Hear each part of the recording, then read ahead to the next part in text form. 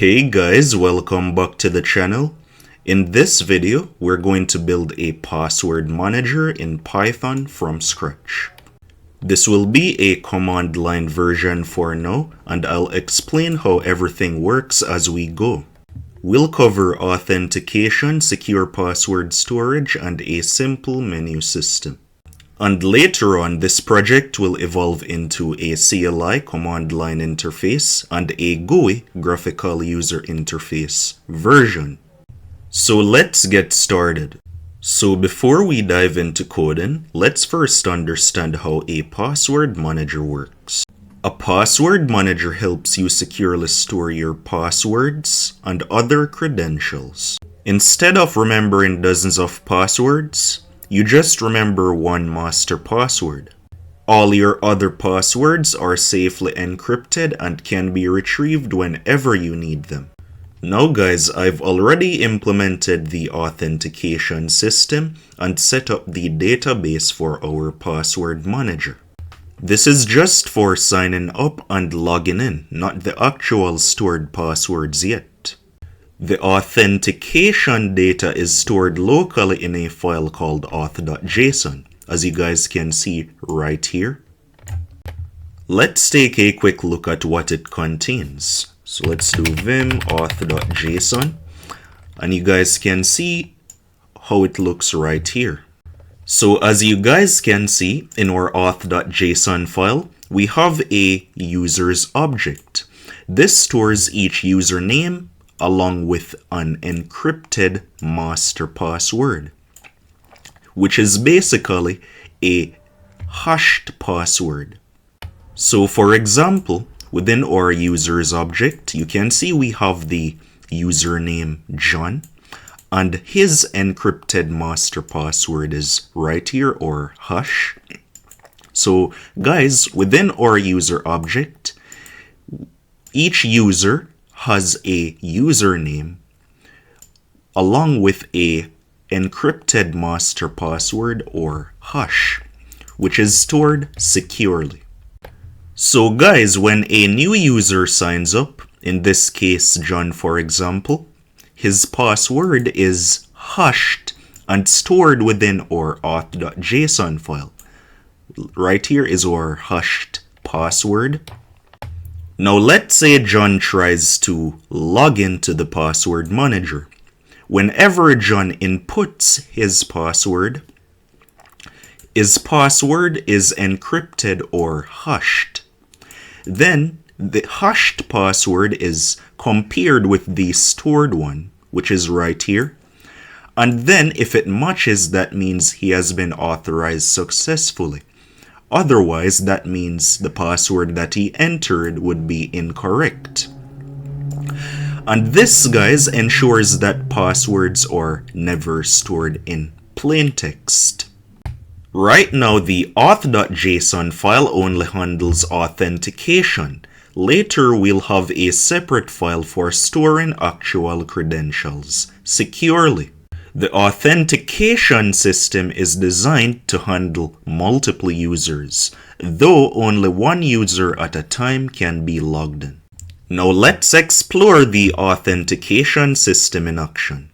Let's start by running the password manager so we can see a demo of the authentication system. So we can type python3 flexpass.py, and when we press enter, you'll see that we get greeted with the login screen. So let's say we typed John, then we entered John's password.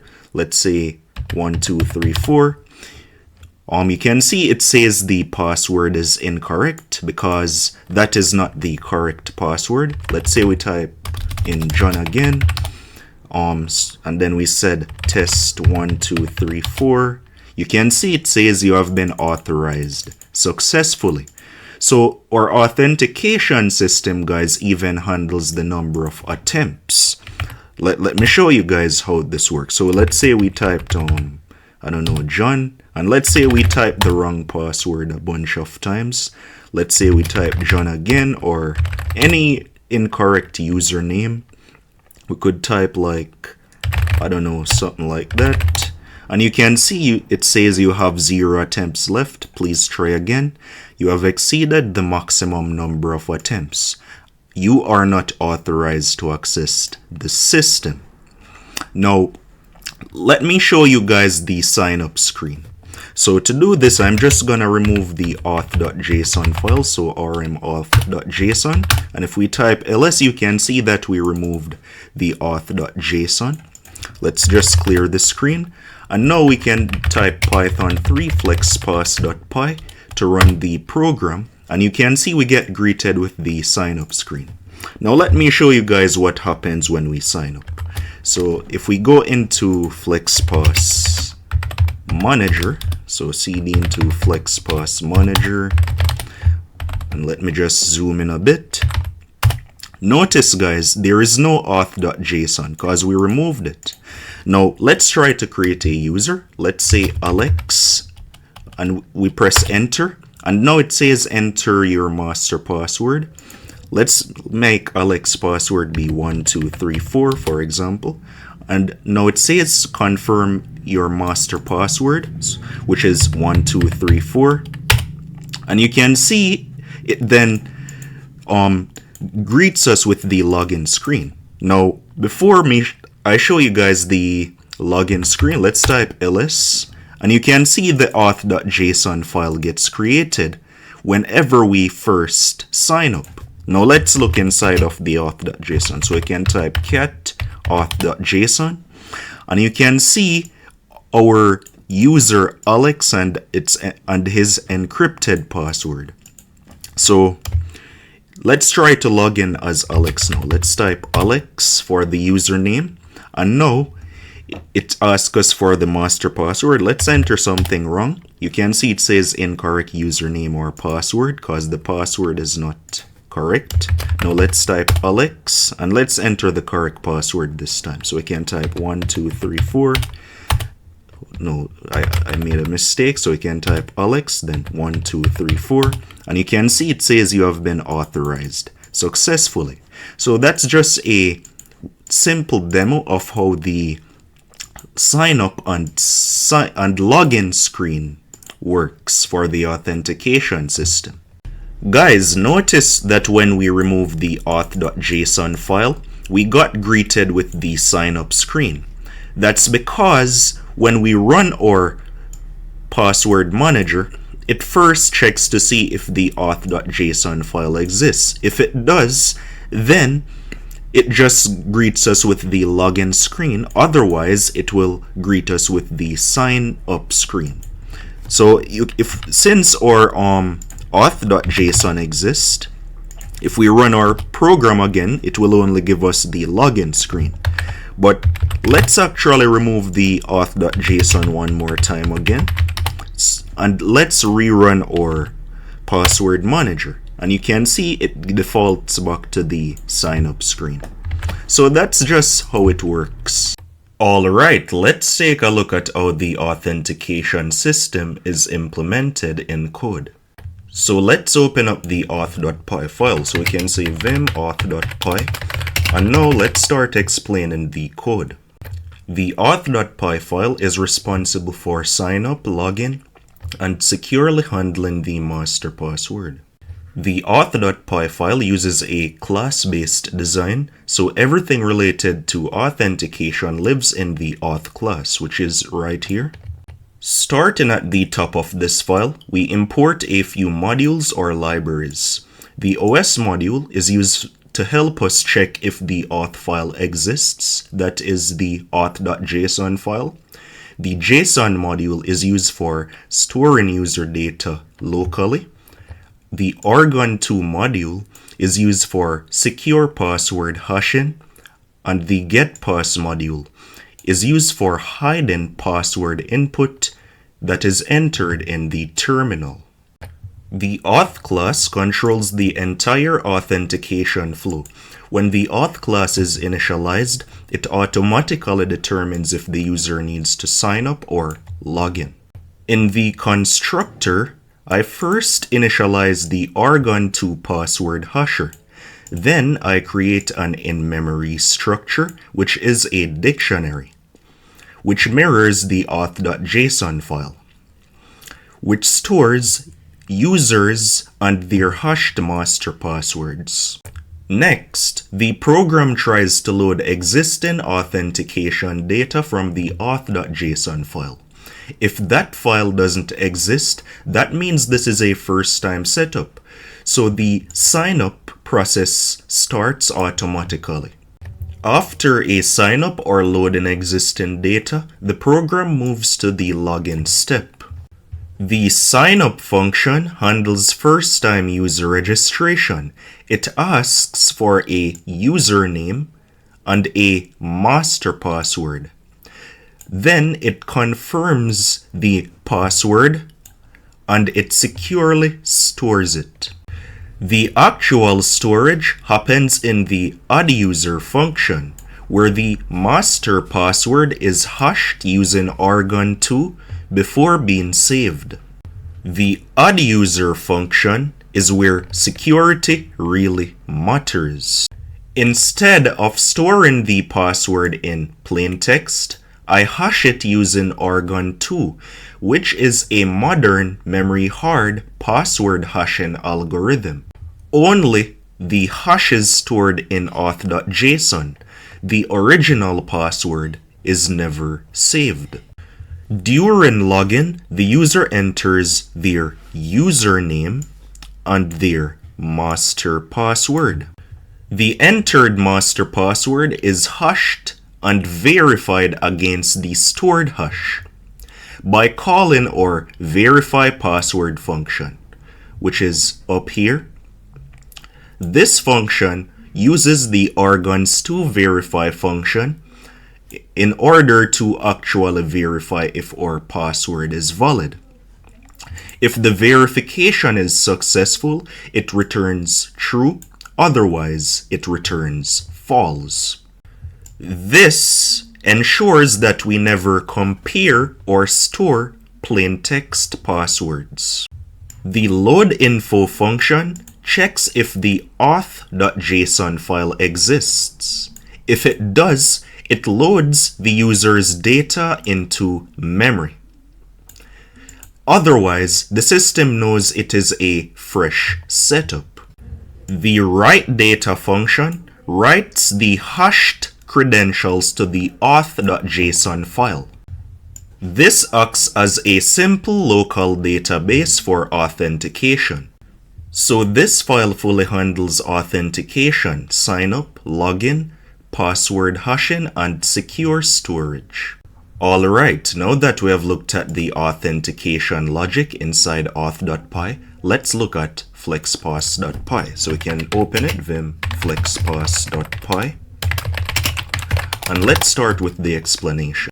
This file is the entry point of the entire application. Here, we're importing the auth class from the auth.py file, or the auth module. This class handles everything related to the authentication. This block ensures that this code executes only when flexpass.py is executed directly, not when it is imported as a module. This makes the project more modular and scalable. When we create an instance of the auth class, a lot happens automatically. The constructor checks to see if the auth.json file exists. It then triggers the signup if the file doesn't exist, and then it handles the login. So just creating this object is enough to start the authentication flow. Finally, we call the auth's object writeData function to ensure any changes like new users or updated authentication information are saved back to the auth.json file. So flexpass.py acts as the launcher for the password manager. It initializes the authentication system and it prepares the system for whatever comes next. Now that we understand how the authentication system finally works, we can start building the actual password manager features. One of the most important parts of a password manager is encrypting the actual credentials. The goal here is simple. Even if someone gains access to the storage file, they should never be able to read any of the passwords. Now let's start implementing the actual password manager. So we can do vim, let's create a manager.py file, and we can start coding. Before we start coding, let me quickly explain how the encryption in our password manager will work. To start off, each credential will be encrypted individually using AES. That is the Advanced Encryption Standard algorithm. To use AES, we'll derive a strong AES key from the user's master password using Argon 2.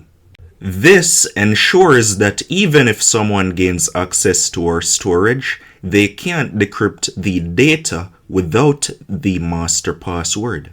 Now, for each credential, we'll generate a unique salt for key derivation and a initialization vector or IV for AES.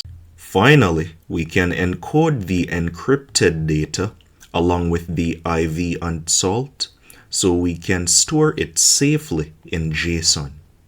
Now let me draw a tiny diagram demonstrating the encryption process.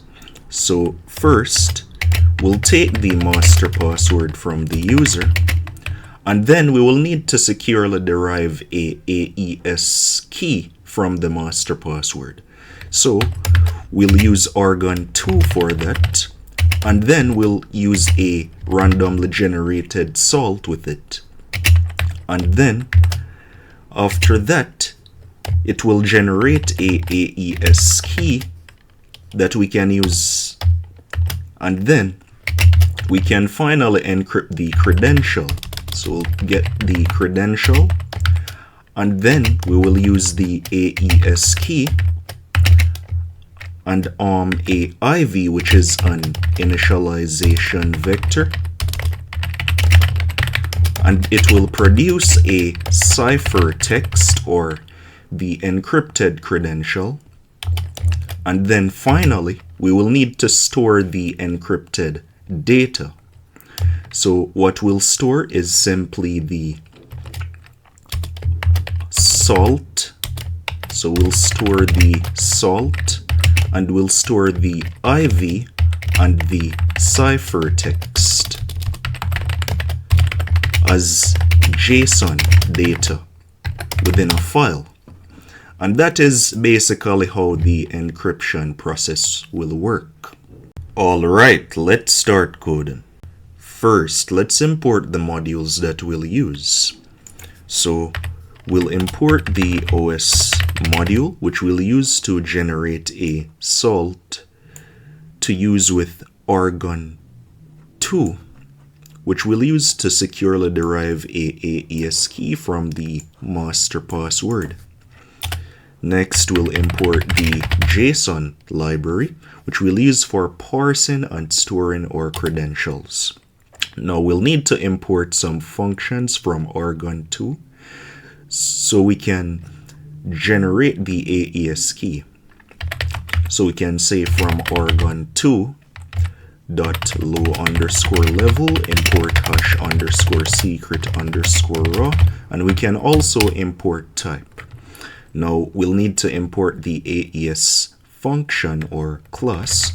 So we'll use pycryptodom library for this. So we'll say from crypto.cipher import AES. Then we'll say from, we'll also need to do padding on our AES. Meanwhile, we're encrypting, so we'll import crypto.util.padding. So we'll say from crypto.util.padding, we'll import pad because we'll need to pad our data that we're encrypting. And we'll also import the base64 library that we'll be using to encode our salt, IV, and ciphertext so we can store it securely in our JSON file. And now we can finally define our password manager class. So we'll say class manager, and we'll create the constructor, define underscore underscore init self. And now we can define the properties of the password manager. So we can say self.creds underscore info. And let's think about this, the structure of how we will store the credentials in JSON. So we'll have a users object because we'll need to support multiple users. And then we'll have like a username right here. Let's say John Doe. Then we could have a something like right here, like platforms, like the platforms for each credentials. And then let's say we have a platform like Gmail. Then we could say we have a credential right here now. So we could say something like johndoe@gmail.com. And then we could have an encrypted password right here. And this is basically the idea of how we will store our password or serialize it in JSON. So we can actually get rid of these in here and just have the empty users dictionary or object. And now we can actually start working on the encryption. So let's create a function to derive the AES key from the master password. So it will inherit from the self, and it will simply get the master password and a salt. And we'll simply return the AES key that we derive. So we'll use our hash underscore secret raw function from argon2. So we'll return hash secret underscore raw. And this function, guys, accepts a few parameters. Let me just look at them with my Python interpreter. So we can say from argon2.low underscore level import hash secret underscore raw. Then we could say help hash underscore secret raw. And now you can see the parameters it accepts. So it accepts the secret, which will be the master password, for example, or whatever we want to encrypt with argon2. Then the salt, then the time cost, and a few other parameters. So let's put the secret, which will be the equal to the master password. Now we need to encode the master password since the secret parameter should be in bytes. So we'll just encode it, and then we will have the salt, which will be equal to the salt. The salt will already be in bytes when we generate it using the OS module, so we don't need to encode it. Then we can have the time cost, which will be how long it will take to derive the AES key from the master password. So let's make it be 3. Then the memory cost, which will be how much RAM it will take to derive the AES key from the master password. So we could make it a few megabytes. So let's say 65,536 bytes. And then we can have parallelism, which will be, so parallelism, which will be the number of threads it will take to derive the AES key. So we'll put 4 threads, and then we can have the hash length. So let's make the hash length be 32 bytes. which is a 128-bit AES key. And now we can define the encrypt credential function, and it will inherit from the self, and it will accept the master password and then the credential. So now we can derive a AES key, but first we'll need to generate a salt. So let's create a salt right here. Because guys, what happens is this function right here is called a key derivation function. And the key derivation function is what will securely generate the AES key that we'll use to encrypt using AES, or decrypt also. So we'll say salt equals to os.urandom, and we'll generate a 16-byte salt, and then we will simply create a variable. Let's call it AES underscore key, and we'll call derive AES key. We'll pass in the master password and then the salt that we generated. Then we will need to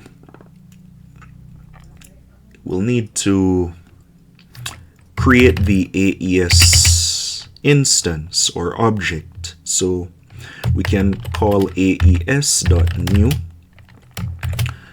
And let's look at the AES.new function because it accepts a few parameters. So let's import it. So we'll say from crypto.cipher import AES. We can say help AES.new.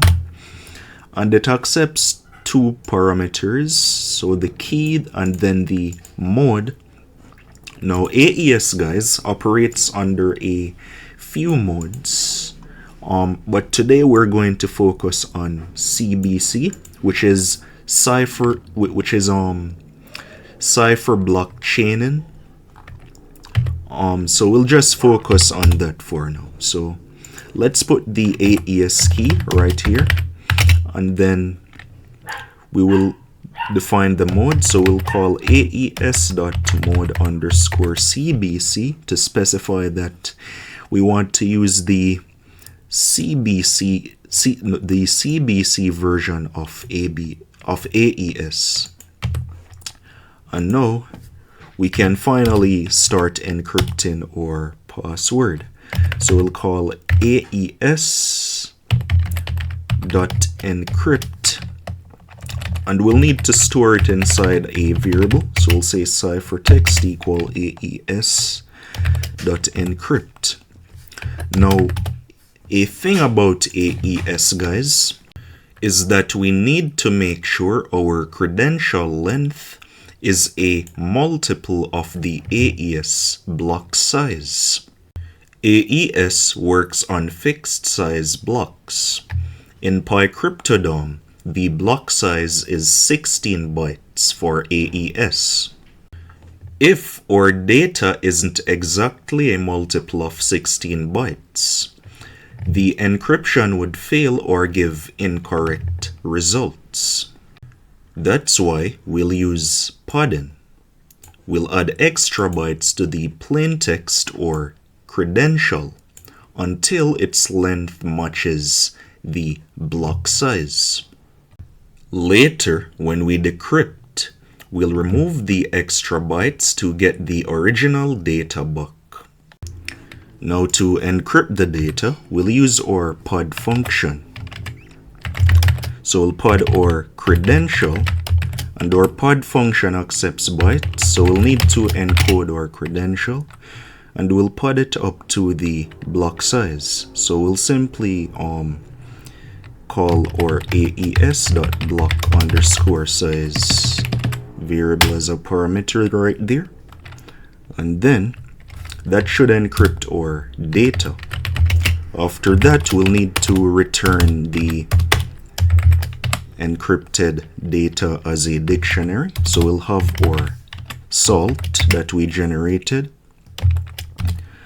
and we'll use base64.b64 encode, and we'll pass in our salt. And then we can decode that base64 data, because later on we'll store it as JSON. So now we can have the IV, or initialization vector. You can say base64.b64 encode, and then we can get the AES.IV, or the initialization vector. And finally, we can get the ciphertext. So we can say ciphertext, and we can encode it with base64. So we can say base64.b64 encode the ciphertext, and we can say .decode on each one of them. And now we can actually start testing out the encrypt credential function. So let's do this. So let's go in our FlexPass.py file, and what we'll do is we'll say from manager import manager, and let's just have a manager object right here, and we can just call manager.encrypt credential, and we'll make the master password be something like, I don't know, secret 1234, and then the credential we want to encrypt, let's just call it, this is the password. And then we can simply just get the encrypted data, and we can call print encrypted_data. Now let's test it out. So let's cd into the FlexPass manager. You can say python3 flexpass.py. Right. Let's just enter some random stuff for now. Yeah. Right. Right. So I got an error. Name derive AES key is not defined. Oh, that's because we need to go into the FlexPass manager. Can say vim manager.py, and we just need to call self.derive AES key, and that should solve the issue. So let's rerun our Python script. We got another error, missing one required positional argument type. All right, let's fix that issue. All right, let me just open up another Vim instance of the manager.py file. So we'll say vim manager.py. And what was the error again? Yeah, so within our key derivation function, guys, we need to specify the type of organ2 that we want. So there are multiple types of organ2 variations, but we'll use this type. So we'll set the type equal to type.id. And now we can try to rerun our code.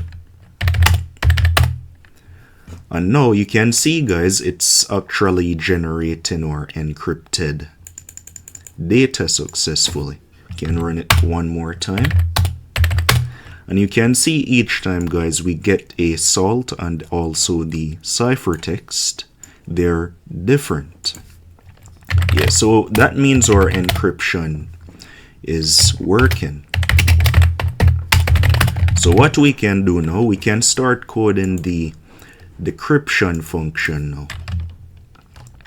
So let's define the decryption function. So do define decrypt underscore credential, and it will accept self, and let's say it will accept the master password, and then finally the actual the master password, and then it will accept the encrypted data, which will just be the JSON output or the dictionary right here. So let's see what we'll do. So we'll say salt equals to, let's say salt equals to encrypted underscore data, and we'll get the value of the salt key. Then we'll get the IV or initialization vector, so encrypted data index IV, and then we'll get the ciphertext, and we'll say encrypted data index ciphertext, and then finally we'll start decrypting the data. So we'll need to get the AES key, so we can do self.derive AES key, and we can just pass the master password that we pass in as a parameter, and then the salt, because we will also store the salt in a file, guys, because since the salt that we generate each time, let me show you guys, Python 3 FlexPass.py, you can see that if we run the program a second time, each salt and generated ciphertext is always random. So that's why we need to store the salt and the initialization vector and also the ciphertext, so we can always decrypt it later. If we did not have the salt and the initialization vector and also the ciphertext, we would not be able to decrypt the data correctly. That's why we have to store it after we encrypt each credential in the JSON file. So what we'll do now, we will simply derive the AES key using the saved salt, and then we could just say something like, you could initialize the AES object, so we'll say AES equals to AES.new, and then we'll pass in the AES key as a parameter. Then finally the IV, which will be equal to the IV that we stored. Then we can call AES.decrypt. Let's store it in a variable, and it will contain the, let's call it decrypted password equal to AES.decrypt, and we'll simply just pass in the ciphertext. But before doing that, we'll need to decode the ciphertext also. So let's do something like this. So I'll say ciphertext equal to base64.b64 decode, and then we'll just pass in the, let's actually do it above here. So this is the ciphertext, so we can say base64.b64 decode encrypted data, and we can just say, we'll also need to do this for the salt and IV as well. So we'll say base64.b64 decode encrypted data salt, then base64.b64 decode encrypted data IV. Then finally we can just decrypt the ciphertext, and we can just decode it because it will be returned in bytes. Oh, but also, let's see, we put it. So we get the ciphertext. Nice. Oh, we'll need to unpod the data. So what we'll do, we'll need to import the unpod function from the util.podin, and we'll simply call unpod AES decrypt cipher. Then we'll pass in the block size, so AES.block size, and we'll simply return the decrypted password. And now we can test out our decrypt function. So let's do something down here like decrypted password is, and we can just call manager.decrypt credential, and then we can pass in the master password, which is secret1234, and then finally we can pass in the encrypted data, and let's run our FlexPass.py. So let's log in, and it's so we got an error about the mode. So I see what's going on. What we need to do is specify the mode inside of right here. So we can say aes.cbc.mode_cbc. Then finally we can rerun our FlexPass.py. We can log in, and it says the decrypted password is, but we need to actually print out the decrypted password. So we can say decrypted_password equals to that. Then finally we can print out the decrypted password, and we can log in now, and it says the decrypted password is the password. And look at that, this was the actual password we encrypted, and we got the decrypted password again. But we need to decode it since it is returned in bytes. So we could actually do a .decode up here.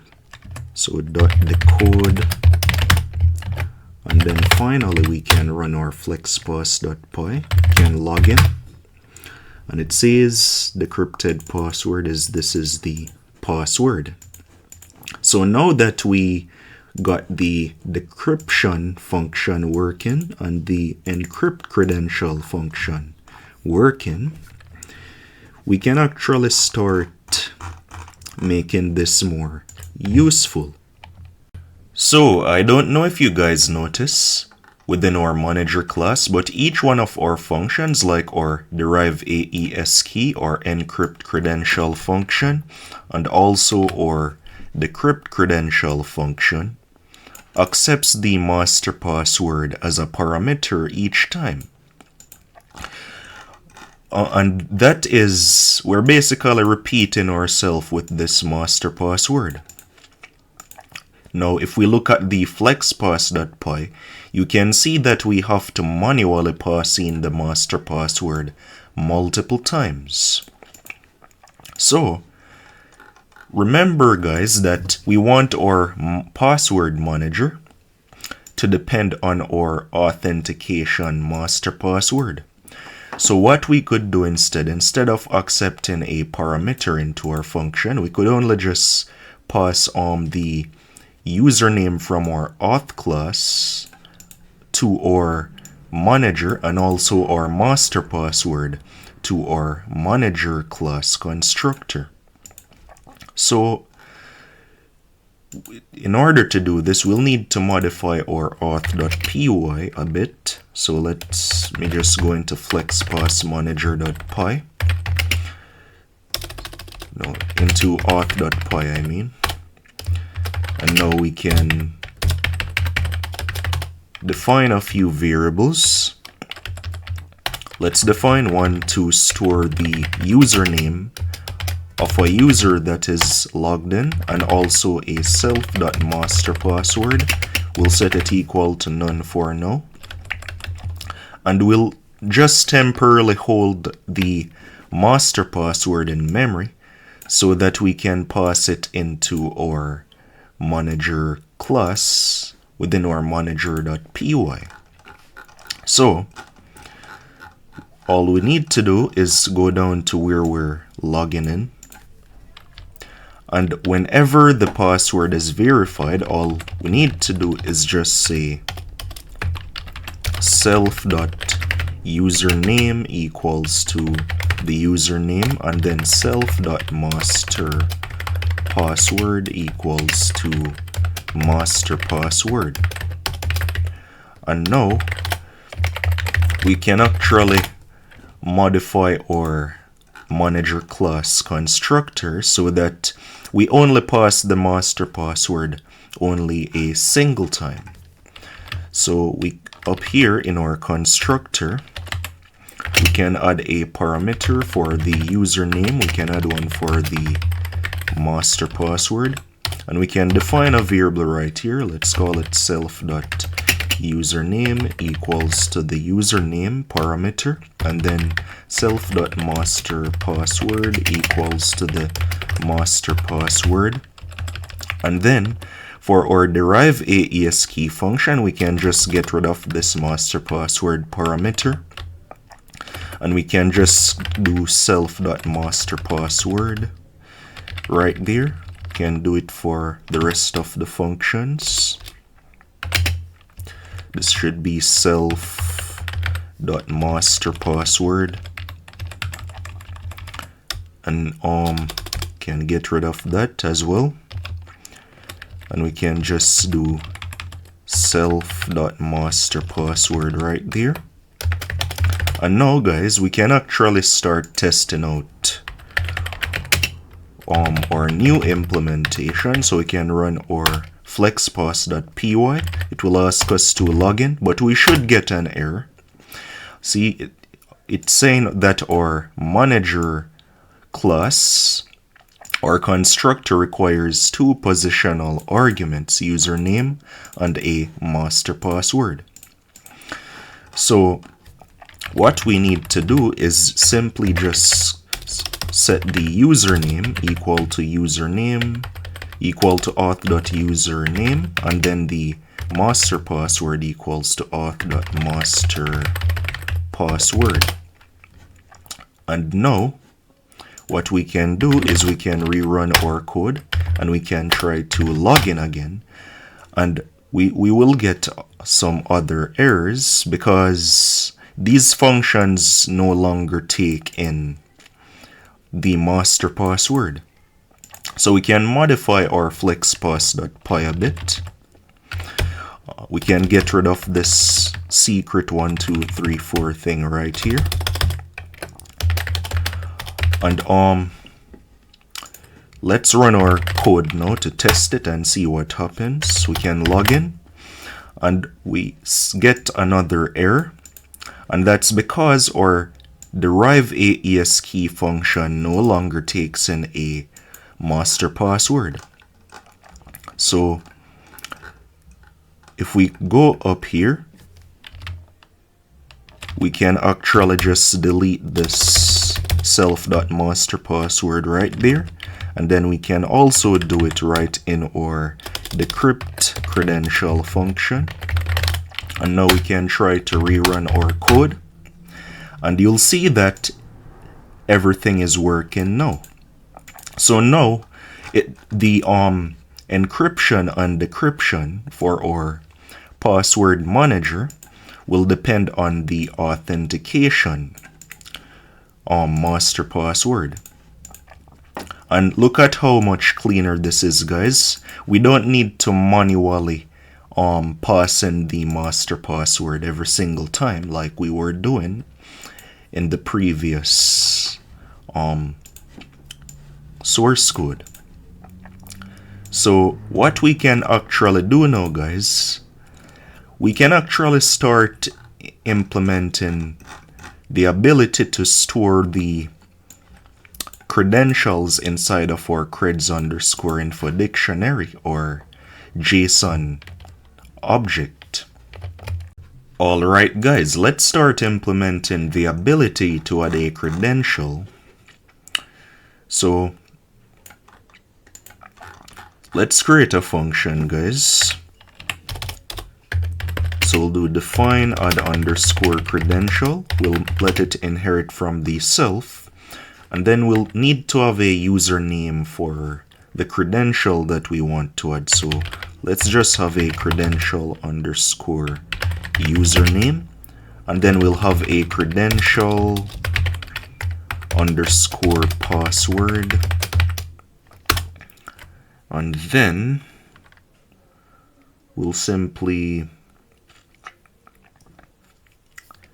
if we want to add a credential, guys, for a particular user that is logged in, since we're storing the username of the current logged in user inside of this variable, we'll need to first check if the user exists inside of the user's dictionary or JSON object. So we'll need to have a function to get the users. Let's create a function. We'll do define get users. It will inherit from the self, and it will simply do return self.creds_info, and we'll index into the users. And then we can have another function to get the current logged in user. So we can do define get _user. And then we can simply do something like return. So we can have a users variable up here, and we can say users equals to get _users. And then we can say users.get self.username. So we're simply getting the current logged in user's object. And then we can use our get_user function, and we can store the user inside of a variable. And then we can say something like let's see, we'll need to check if the user does not exist. So we can say if not user, that means the user does not exist. So we'll need to create a function to add a user as well. And it will basically add the current logged in user. So all it will do is it will let's see.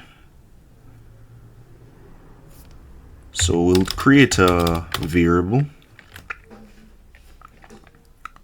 Let's see. So we can say user equals to something like self.username, which is the current logged in user, and we can map it to another dictionary which will contain the platforms object, which will store the different platforms that contain each credential for that particular user. And we can simply do something like return user at the end, but then we'll need to add it to our users object as well, or users dictionary.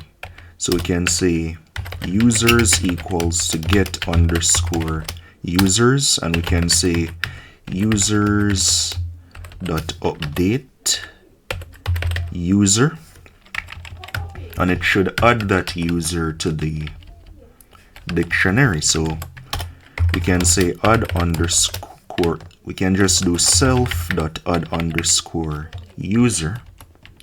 Oh, we need to put self in front of all of these functions. So we can do self dot get underscore users right there, and that should add the user. But then we need to store the user, so we can update the user, and we can set it equal to the return value of add underscore user. And then our add underscore credential, guys, will need to have the platform name as well for the credential that we want to add. So we could say something like could say user index platform underscore name is equal to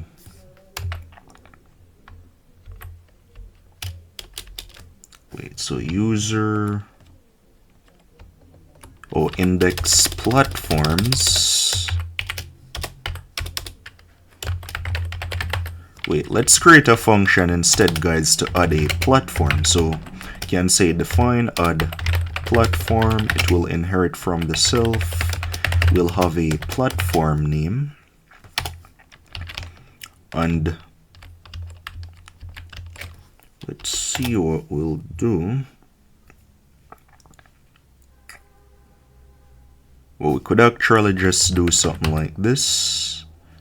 We could just do user equals to self dot get underscore user, and then we could say user index platform index position platforms,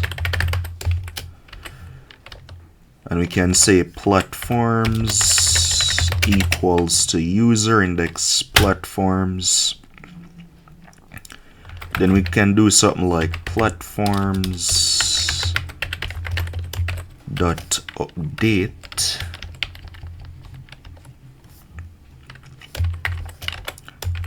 platform name would be the key, and then we could have a empty dictionary that it's mapped to.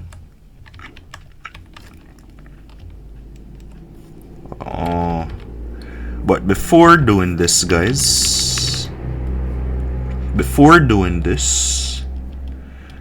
will need to, let's see, we'll need to check if the platform does not already exist. So we could say if platform underscore name is inside of the platforms, then we could do something like return none.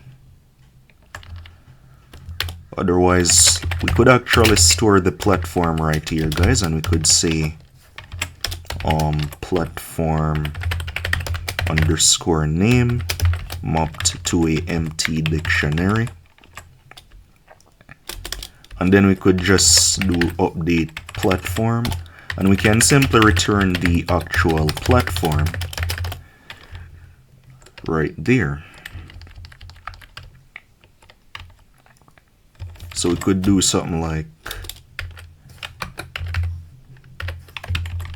add underscore platform, and then we could say platform name,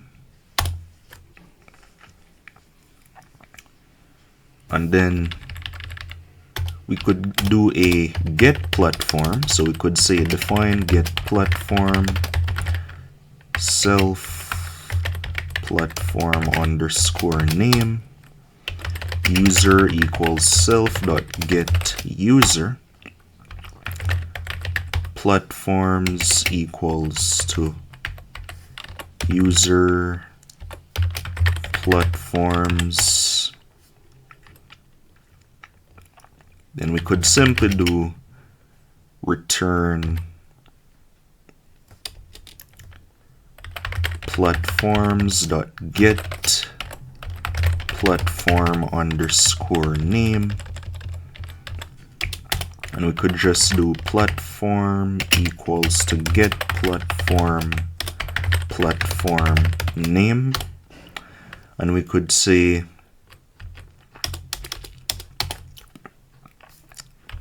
something like platform, because we'll need to update it with the credential username and the credential password, but we'll need to encrypt the credential password. So what we could do, this should be self.getPlatform.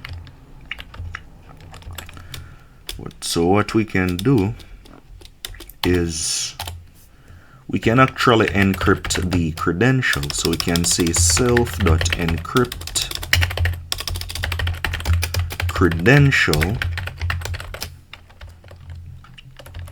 and self.encrypt credential accepts just the password that we want to encrypt. So we could pass the credential password as a parameter, and we could store the encrypted result in a variable for now. So we can say encrypted data equals to self encrypt credential password, and then we could just do something like platform.update, and we could put the credential username mapped to the encrypted data, so that will add it to our platform.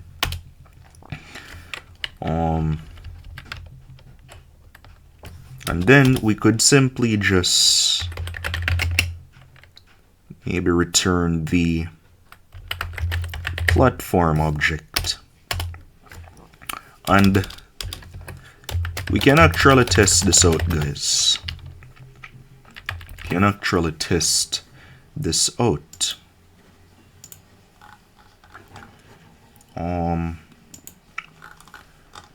So let's see. We can actually get rid of this for now, and we can just do manager.add underscore credential, and it will accept a username. Let's say, I don't know, johndoe@gmail.com, and then we have the password, which is test1234, and at the end we can do print manager something like, we can just do encrypted data equals to that, and do print encrypted data, and let's run our code and see what happens. We got an error. Add credential, missing one required positional argument. That's because we need to have a platform name. So in this case, the platform name would be Gmail, and we can rerun our code. We can log in, and we got another error. Name add platform is not defined. I see at line 88. So let's go to line 88, and we can do self.add platform. Can try to log in, and you can see, guys, it encrypted our data successfully. You can see johndoe@gmail.com and so on and so forth. So it's actually working, guys. It's actually working.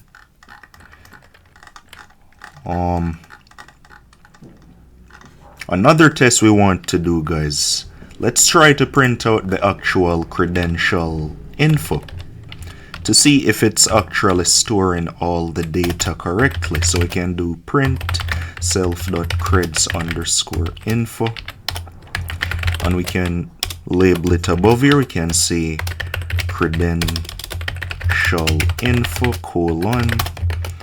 and we can rerun our code. So we can run our code right there. We can log in. Oh, I see. It should be manager.creds.info. So we can rerun our code.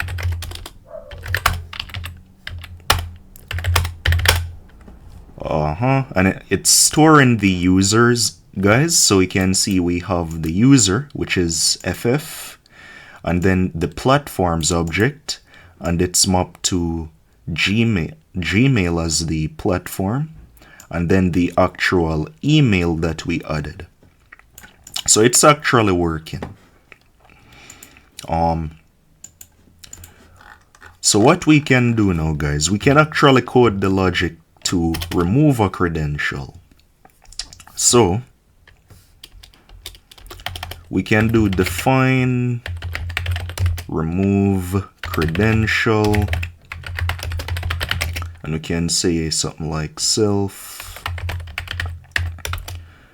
and to remove a credential we'll need the platform name, and we'll also need the credential. We'll need to have like the credential ID or the credential index, because we're gonna need to store multiple credentials. So we're gonna have something like credential ID, and then we could do something like, let's see, we can get the current user, so we can say self.getUser, and what we can do is we can say if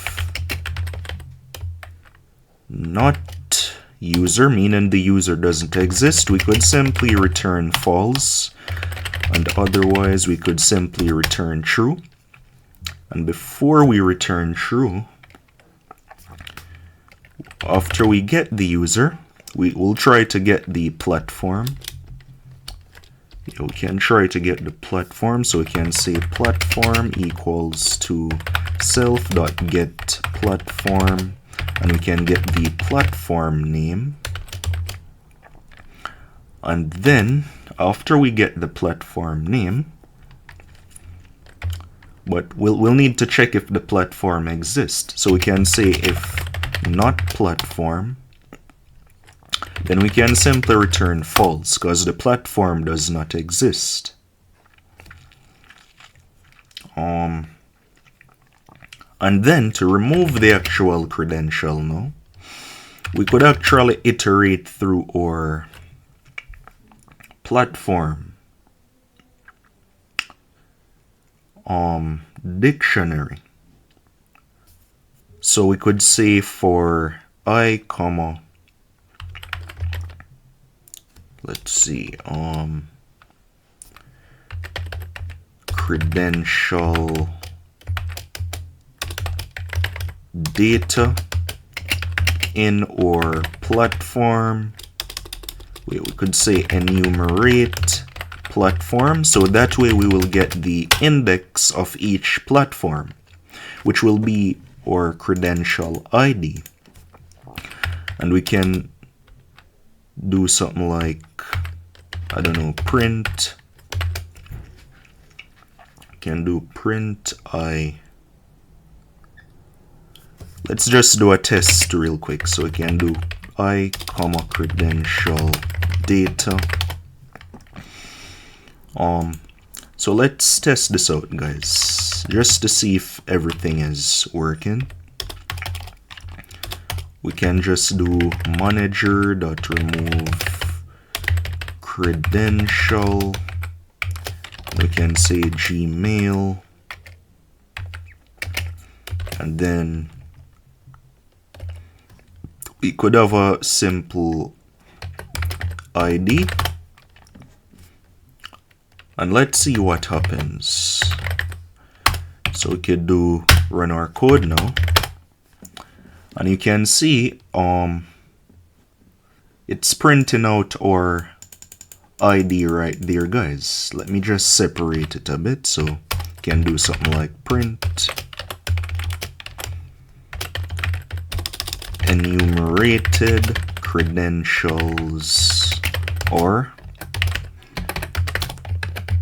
and we can rerun our code, and you can see it's printing out our credential mapped to the index of it. So to remove the credential now, guys, what we can do is we can say if I is equal to the credential ID,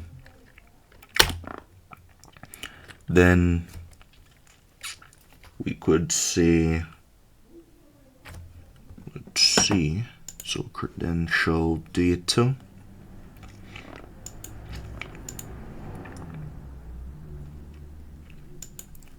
It would be actually the, and let's change this to credential username instead,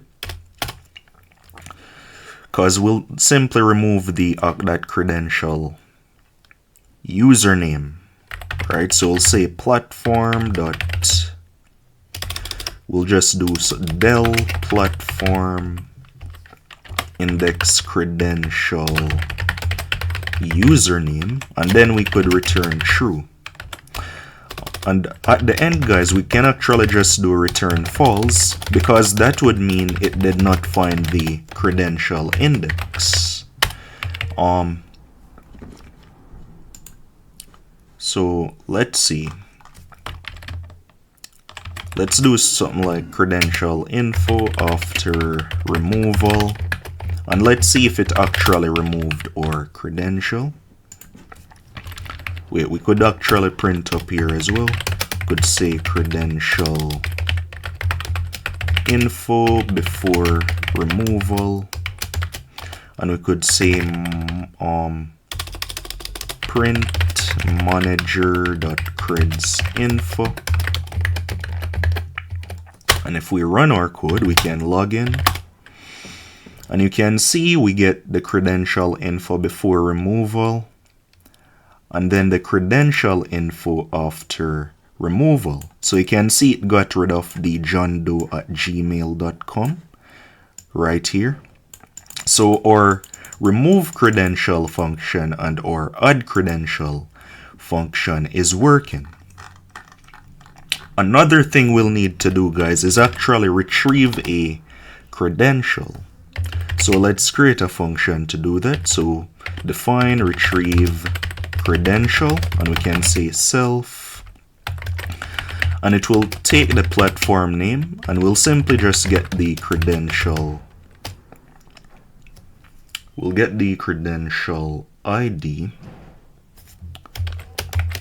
and what we'll do, we'll check to see if the user actually exists before retrieving a credential. So we can say self.getUser. We can say if not user, then we can simply return false because we failed to retrieve a credential for the current logged in user. And we can say platform equals to self.getPlatform. We can get the platform name. We can say if not platform, meaning the platform doesn't exist, we can simply return false. And then we can do a similar thing like we did for the remove credential. We can iterate through each key in the dictionary and get the inner index. So we enumerate the platform dictionary.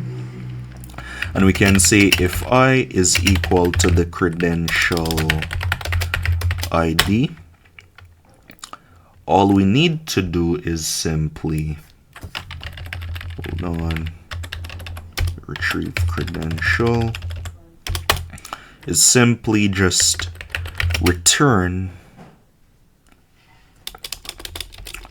the actual credential.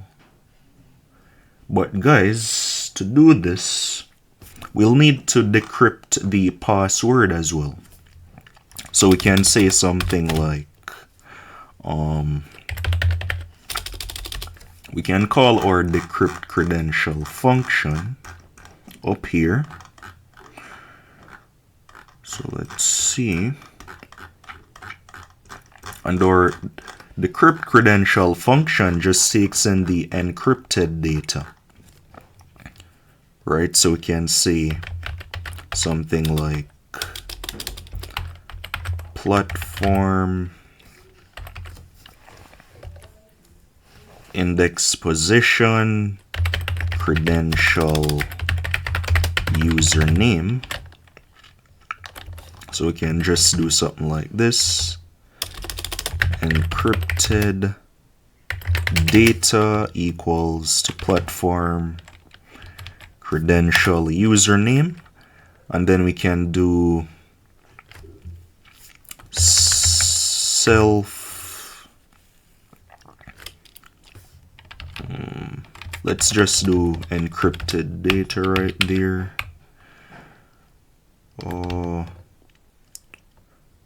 And it should give us our actual credential, or encrypted credential, I mean, with the salt and everything. So what we can do, we can say decrypted data equals to self.decrypt credential, and we could simply pass in the encrypted data, and we can just return the decrypted data. Otherwise, if we did not find that credential, we can simply just return none, meaning we didn't find any. And let's test out the retrieve credential now. So we know that the remove credential works, so we can test out the retrieve credential.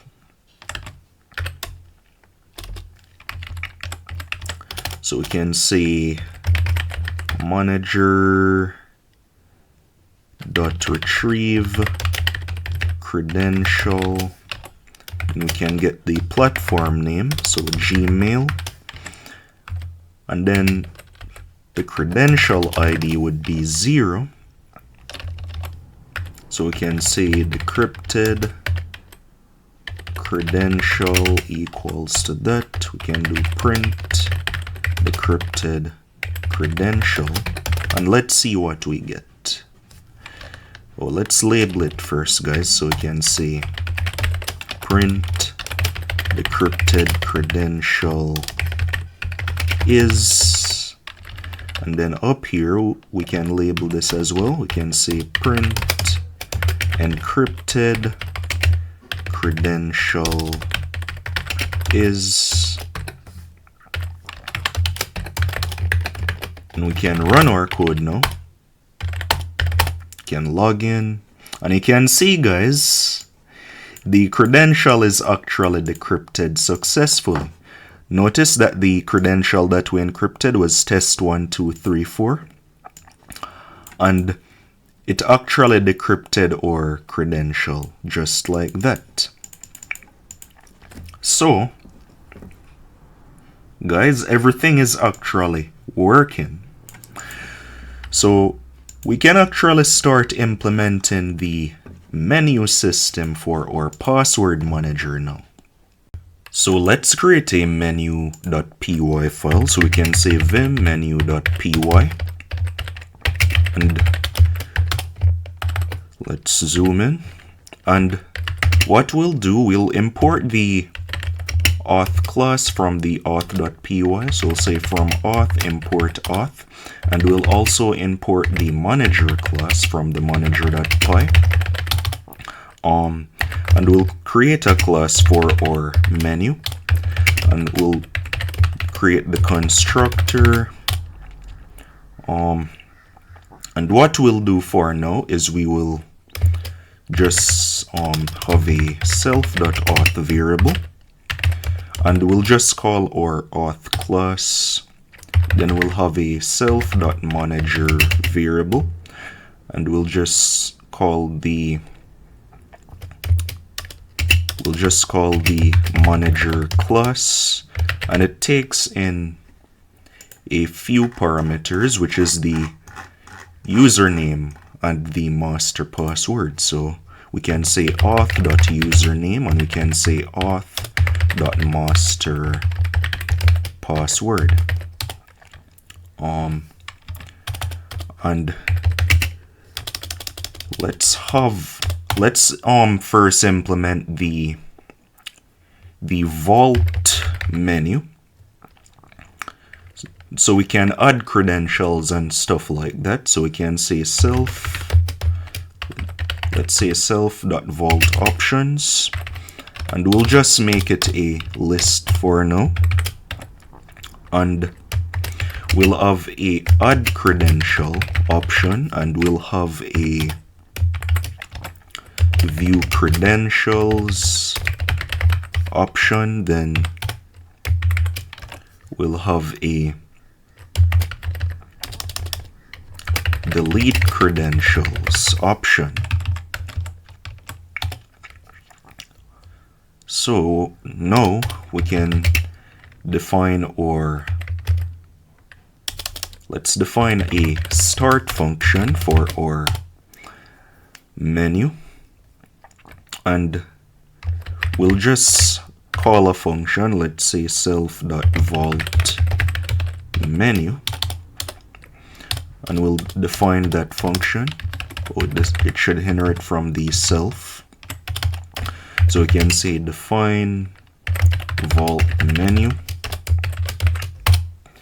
and what we can do, we can have a while loop. So we can have a while true loop or infinite loop, and we could print out our vault screen or menu. Oh, let's add another option, because let's add a logout option, and we'll just say for I,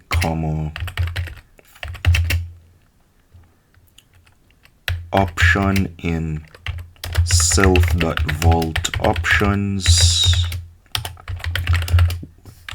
No, just for option in self.vault options, we can just print out our options. Let's just create a function called print vault menu, and what it will do is it will just do this. So it will just iterate through our vault options, and it should inherit from the self, and we'll do a print, and we'll do a format string, and let's label each number. So we'll have in squared brackets the option number. So let's just have like I for the option index, And we can just enumerate or vault options at index I, and then we can add a +1 to it, so it's 1 based, and we can just print out the option. So then in our vault menu function, we can just call our print vault menu. So we can say self.print vault menu, and then we can just call our, we can just get the input of the option. So could say something like option equals to int input, because we'll enter a number to select an option. So we could say something like select an option, and then we could say from 1 to, and we could make this a format string and let it be the length of self.vault options. And then we could have a little prompt there, and then we could say if option equals to 1, then we just do print,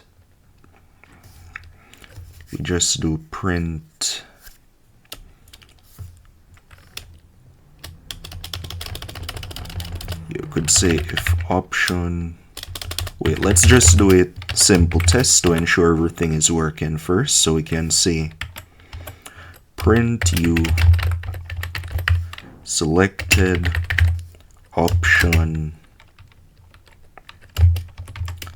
and we could do something like f right here, so we could have a format string, and we could say option, and then we could say self.vault options at index option -1, so it becomes 0 based.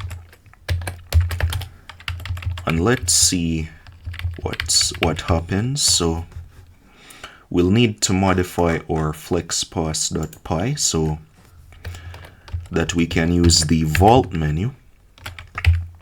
So we can get rid of these imports, and we can just say from menu import or menu class, and then we can just say menu equals to menu. Then we could do menu dot start. And now let's test out our code.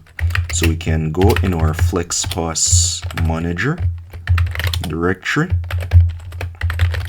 and we can just do python 3 flexpass.py, and we can try to log in, and we got an error.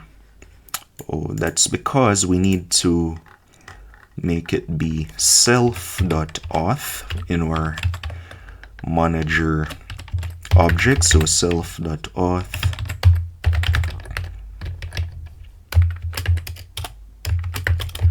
and then we can just rerun our code, and we can log in now. Let's see, vault menu. Yeah, that's because we need to pass in self right there.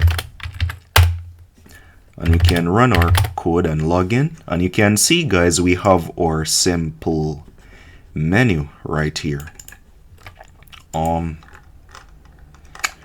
Let's actually print like a welcome message for the user in the vault menu. So we could do something like print welcome, and this could be a format string, and then we could say we have the username, so we could say self.auth.username, and then we could have like an exclamation mark right there, and we can rerun our code. Can log in, and it says welcome FF, you have been authorized successfully. Let me actually try something else. So I'm going to delete the auth.json, and let's try to re-register a new user. So we could have like John Doe for the username, and the master password, let's let it be something like test1234, test1234. Oh, made a mistake. Should be test1234, test1234. And now we can just enter John Doe. Then we could say test1234. And it says you have been authorized successfully. And now it says welcome John Doe. So now we can actually implement the add credential option in our menu system. So we can validate the options now. So let's just test out something real quick. Let's say we selected option 1. It should say you selected option 1, add a credential. Select 2. It should say you selected view credentials. 3. You selected delete credentials. 4. You selected logout. Alright. So now that we know that our code is working, we can actually start coding the different option logic. So let's implement the add credential option now. So we can delete this right here, and we can just say if option equals to 1, meaning we selected the add a credential option. We could call a function, so we could say self.add_credential, and we can define that function down here. So we can say define add credential, and it will inherit from the self. And what we'll do when we're adding a credential, if we look at the add credential function, it accepts a platform name, a credential username, and a credential password within our manager object or class. So what we'll need to do is we'll need to prompt the user. So we could say, we could define a function up here. Let's just pause that function for now, and we could just say define ask credential self, and then we could say platform name equals to input, enter the platform, and then in parentheses we could have an example like Gmail, and then we could ask for the username afterwards. So we could say enter the username, and then we could say password equals to input, enter the password. Then actually guys,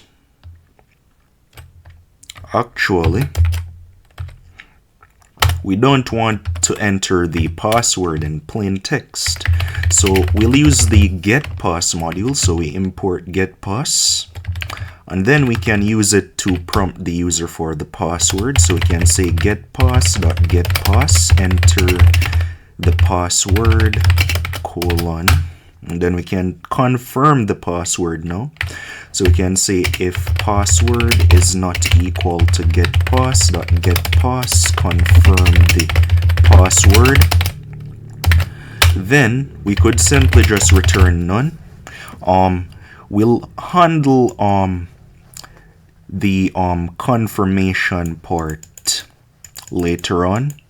But to keep it simple, we'll just return none whenever the password doesn't match for now.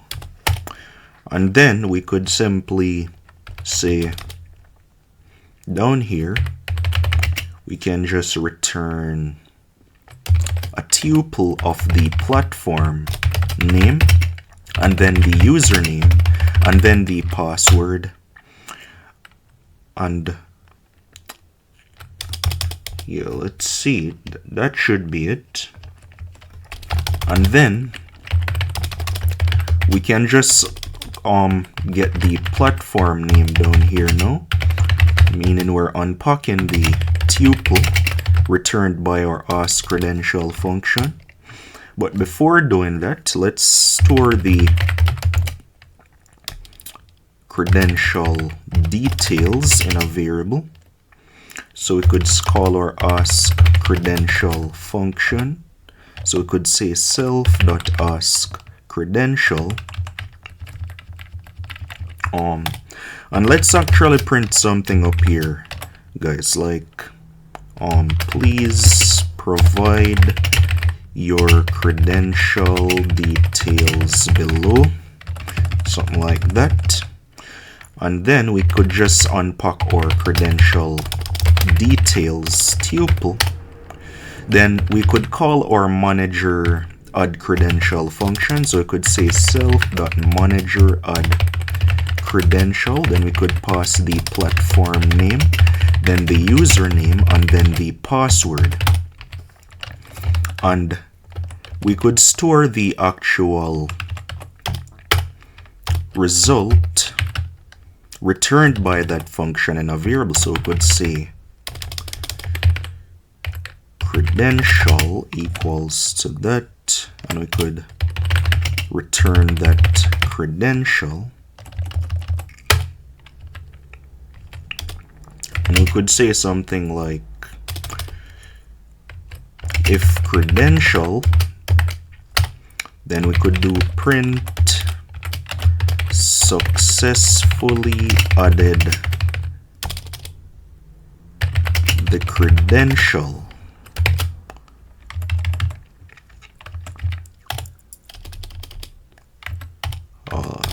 Let's actually do something like if not credential up here. Then we could maybe return none. We could do print.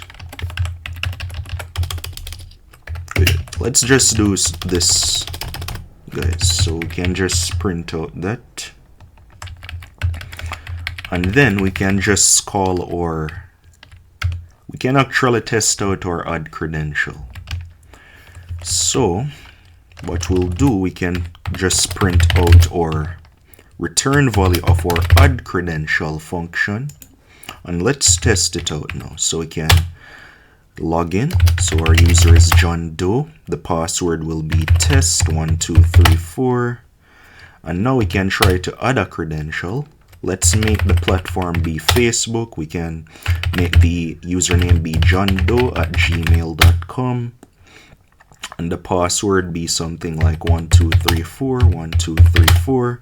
And you can see it says it successfully added the credential, and this is the encrypted data that it printed, right? So it's encrypting properly. So now, guys, we can actually implement the view credential function option now. So we can say else if option is equal to 2, then we could call our self.view credentials function, which we'll define now. So we'll say define view credentials. It will inherit from the self. And then we can say, let's see. So when we want to view a credential, guys, we'll need to ask the user for the platform name. So maybe we could print out a list of all credentials for the current logged in user. platform names, and then after that we ask them to select a platform. Then we could print out the usernames for that platform and then ask them to select the username, and then we just display the decrypted password. So let's think about how we'll implement this. So we'll need to get the platforms, right? Now, let's add a function to our manager.py to get the platforms.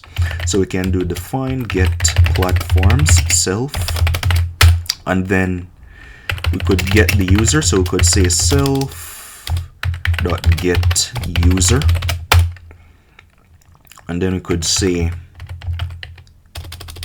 just do something like platforms equals to user index platforms, and then we can simply just return the platforms object or dictionary, and then we can say platforms equals to self.manager.get platforms,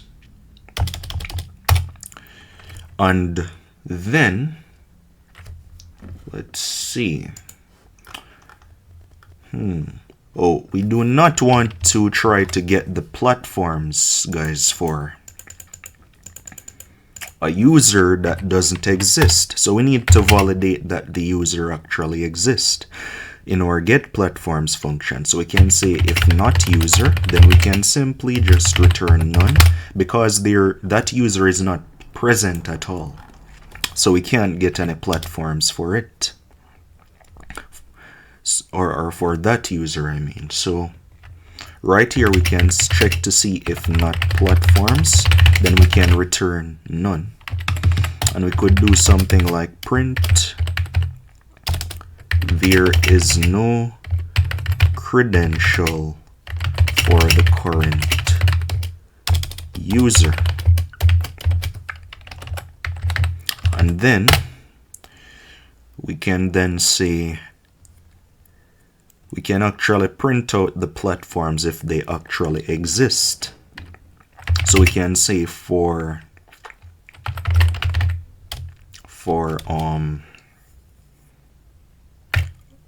I comma platform name in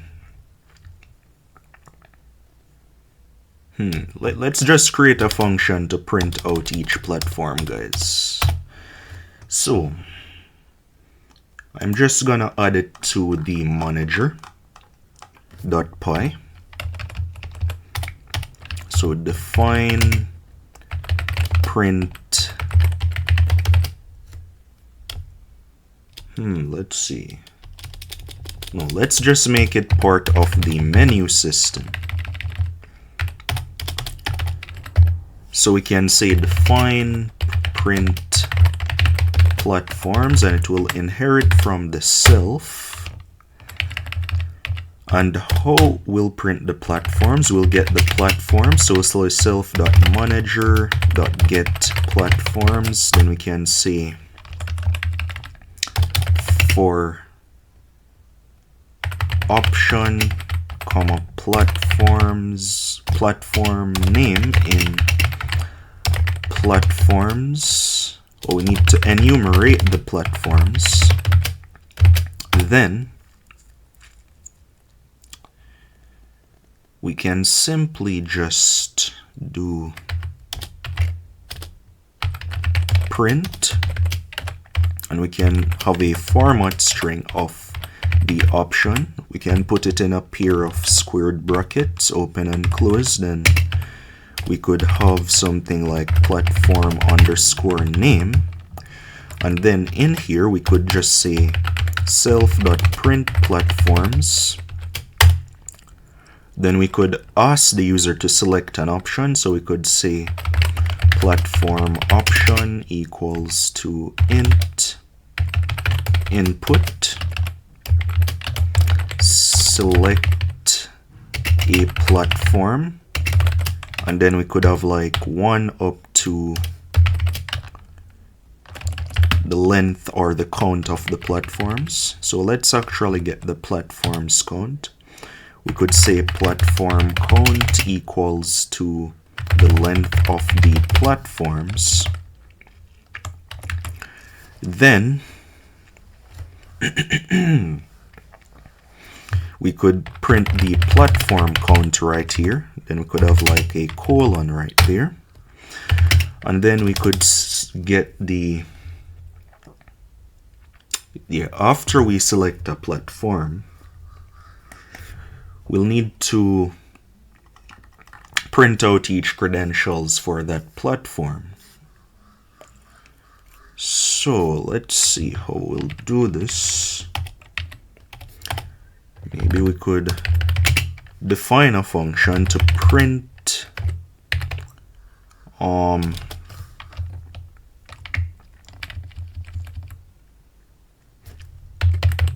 let's just call it print credential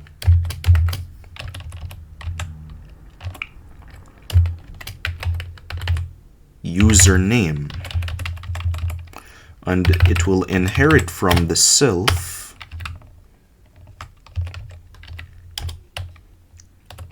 or maybe just print print credentials username, I guess.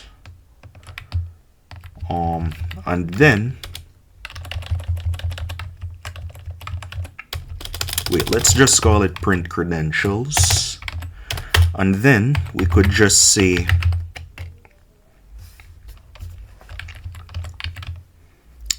let it take in a parameter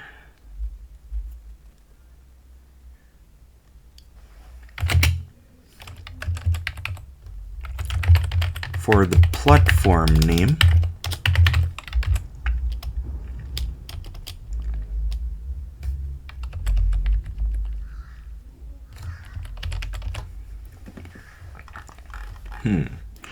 And probably, guys, so we need to iterate, right? Get each platform option. Okay, then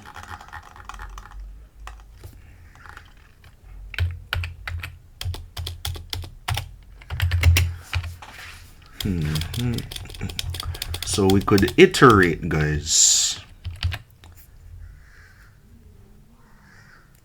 through the selected platform. So we could say platform equals to self.manager.get platform underscore name. And then we could say for credential in platform, no, let's just say for username in platform, we could just say print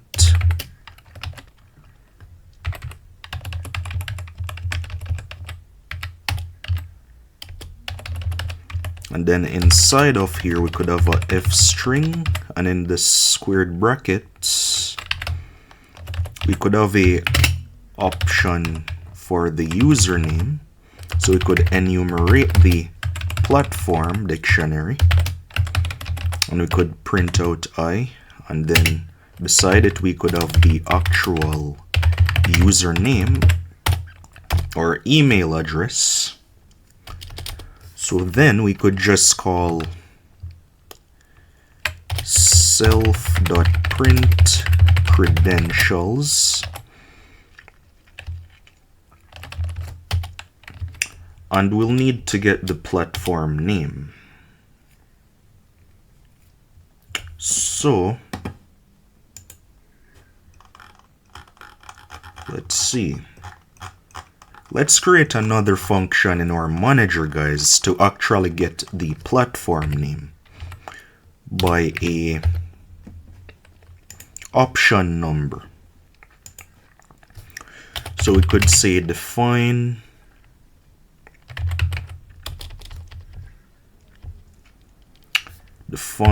get platform name, and it will inherit from the self.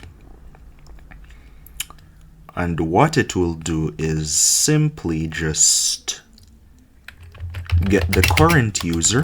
So we'll say self.get.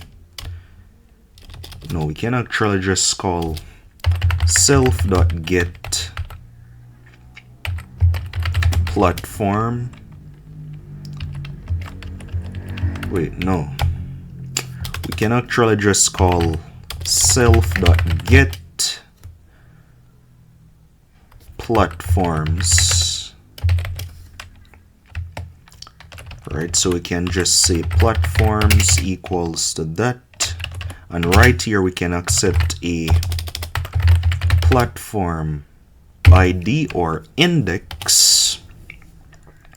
And then we could say,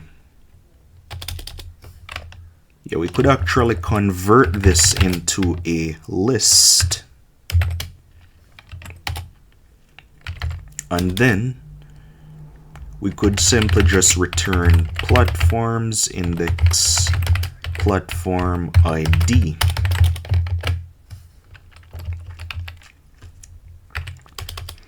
So then all we need to do now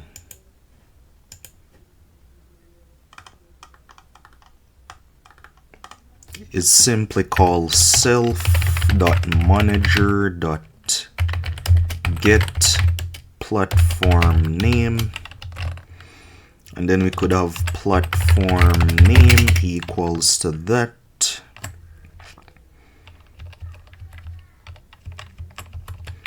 and then we could print out that credential,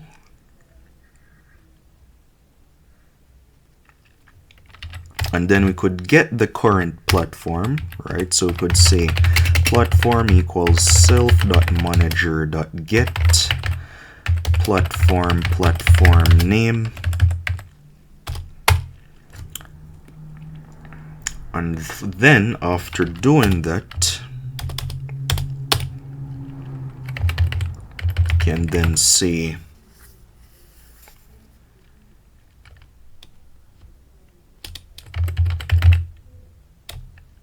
self.print credentials. Then finally, we can just ask the user to select a credential. So we can say credential option equals to int input. Then we can say select a credential 1, so 1, 2, let's say the length of the platform,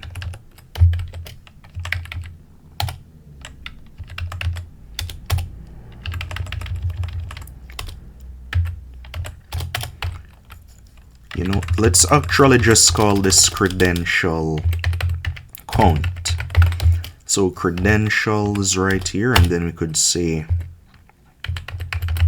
credential count equals to the length of the credentials.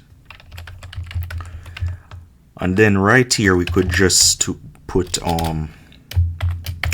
credential count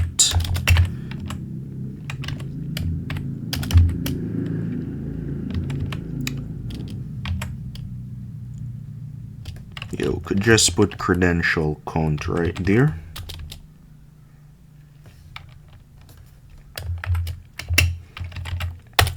So then all we need to do now is say if credential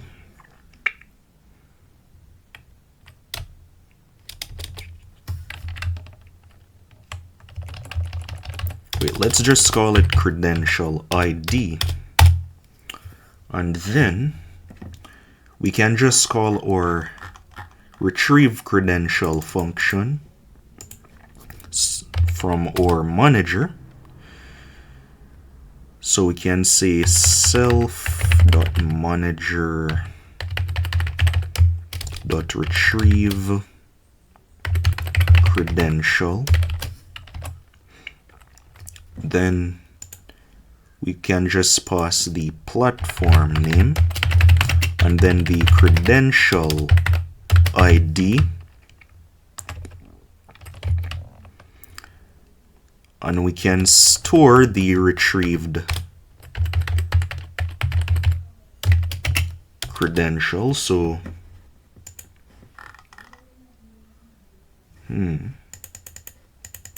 so retrieve credential, and it will just return the decrypted data or the decrypted password.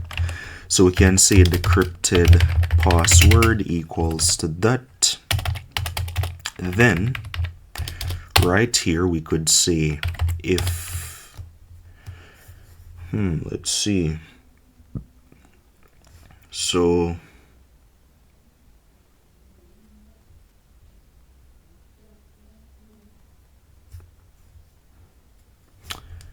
we could actually just do something like print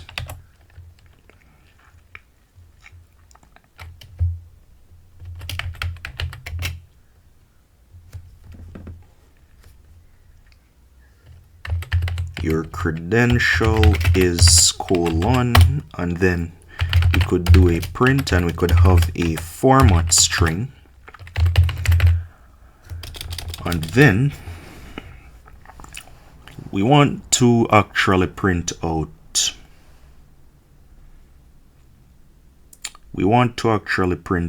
our user name along with the decrypted password.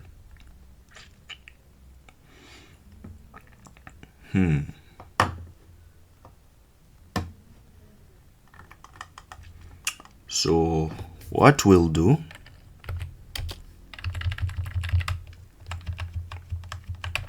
maybe we should actually convert the credentials right here into a list. And then that way we could just say credentials at index credential ID.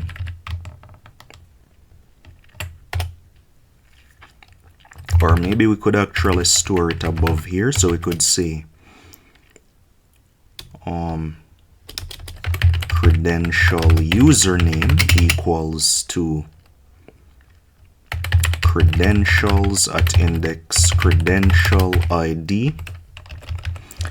Then we could put the credential username right here, and we could actually call this down here then credential password,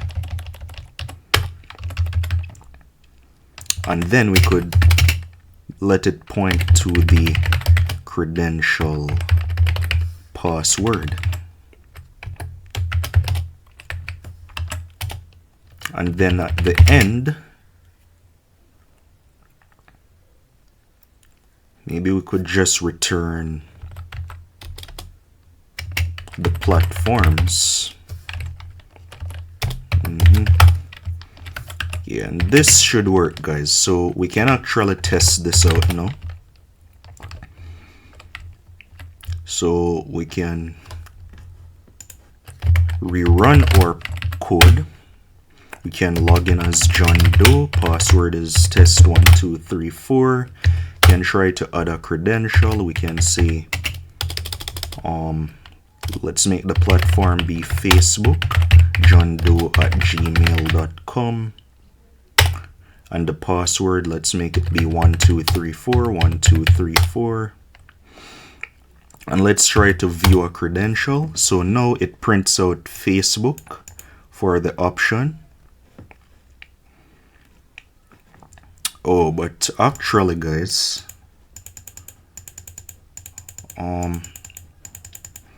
we need to make this be one based index when we're printing out the platform.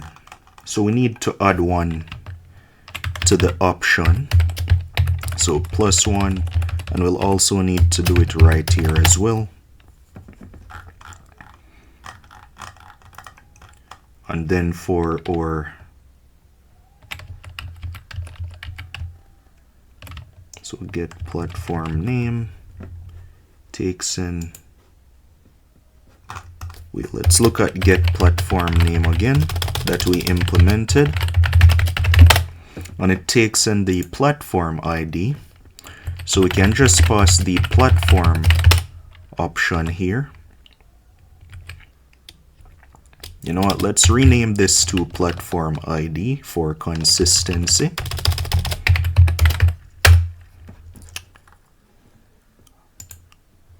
And then we can rerun our code. We can log in as John Doe. Password is test1234. We can try to add a credential. We can add Facebook. Username is johndoe@gmail.com. Password 1234 1234. And then we can try to view a credential. And now you can see it prints out Facebook.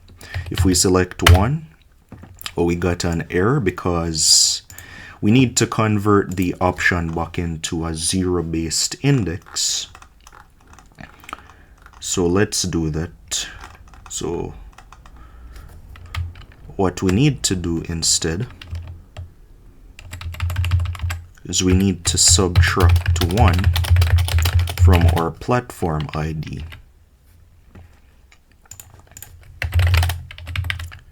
So we can rerun our code now.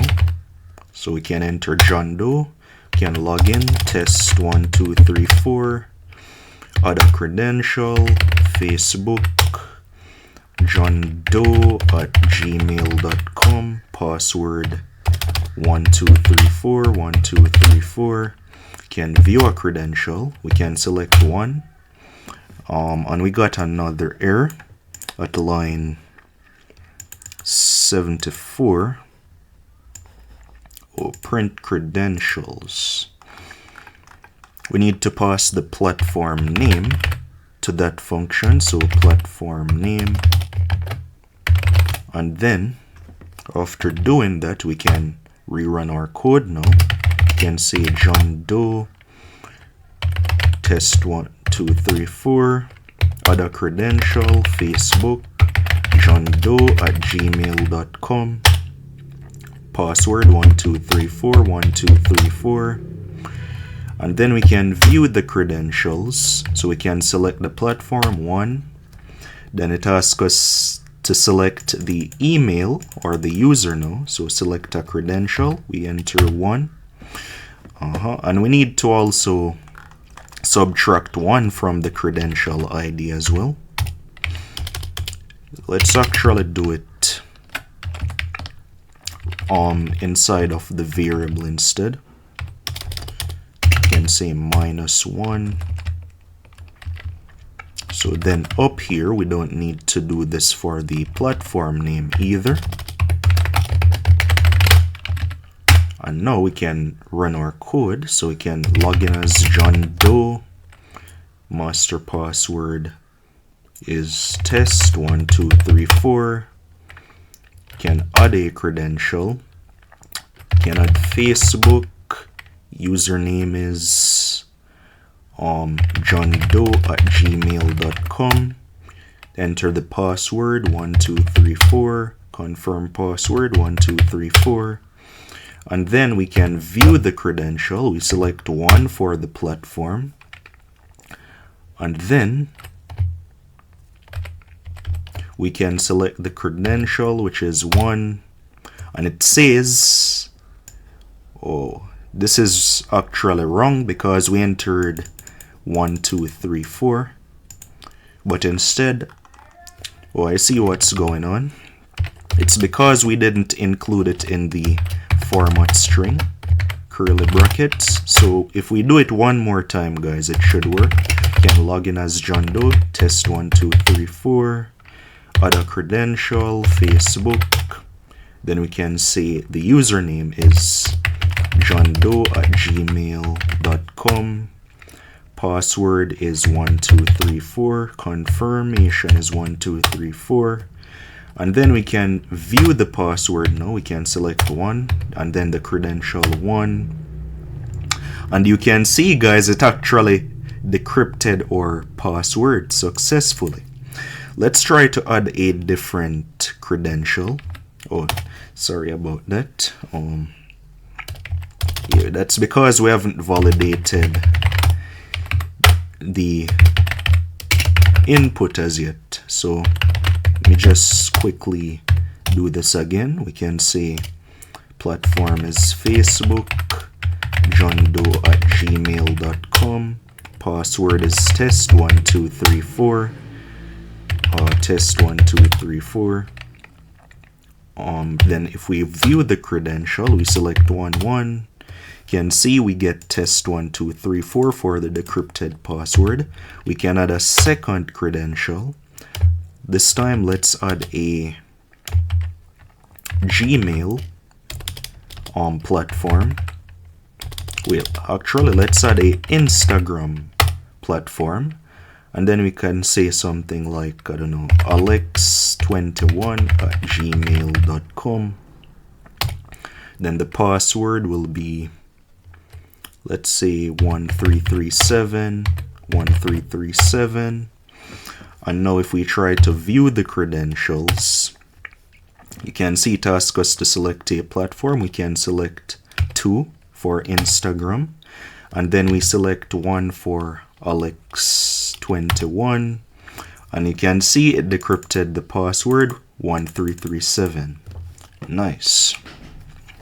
So now, guys, that this is working, we'll need to implement the delete credentials now. So let's do this. So to delete a credential, what we can do is actually ask the user to select a platform, and then they could select a credential option, and then we could just call our remove credential function from our manager class to actually delete that credential. So let's do this. So we can validate the option again. We can say else if option is equal to 3, that means we want to delete the credential. Then we could just do self dot delete credential. Right, so then we'll delete credentials, let's call it that. We can actually define that function down here now. So we can come right here, can do define delete credentials. It should inherit from the self. Then we could say something like, so we'll print out the platforms, right? So we could say self.print platforms. And actually, before doing that, let's actually validate to see if any platforms are present. So platforms equals to self.manager.get platforms. If not platforms, print there is no credential for the current user. And then after that, we could simply just return none. And then we could print out the platforms. Could actually copy this.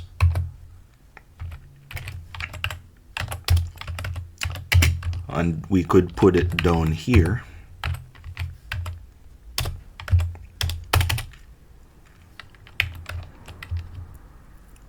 And then we could say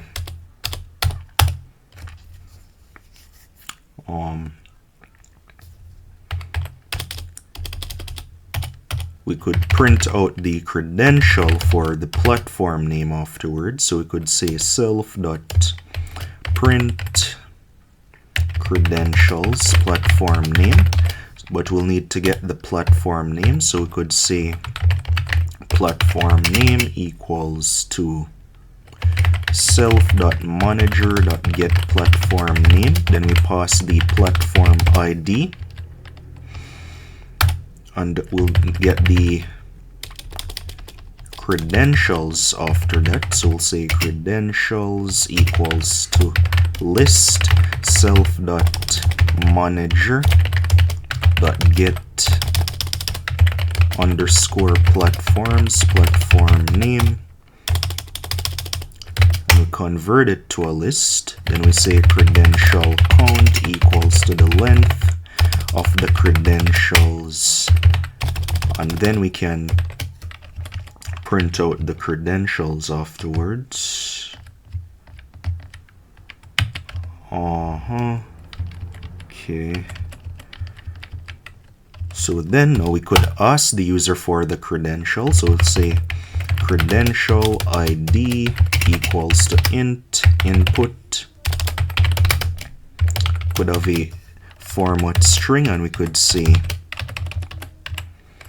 select a credential 1 to the credential count,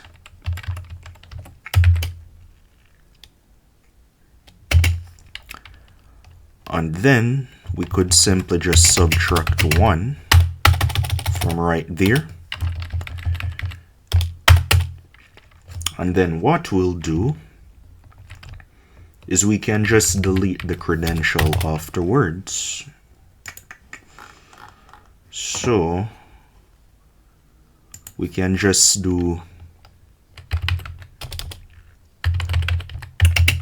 something like return self.manager.remove credential.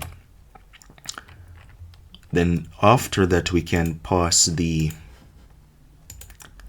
platform name and then the credential ID. So platform name, then credential ID. And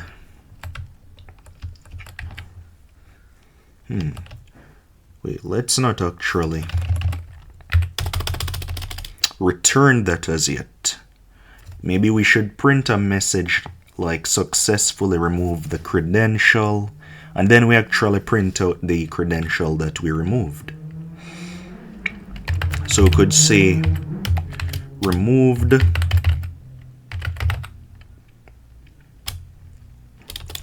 removed equals to that, and right here we could actually get a credential name. And how can we do that? We could just do credential username equals to credentials at index credential ID, and then we could just say if removed, then we could do print successfully removed the credential colon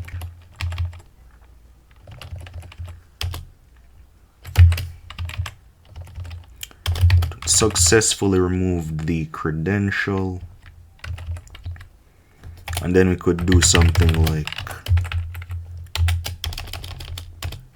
removed colon, could have a F string, then we could say credential username. Then afterwards we could just return removed. Actually we could just return true right here. Let's just return let's just do something like this. If not removed, then we can just return false. Otherwise, we can just do that. Or we can just do something like that. And up here we can say failed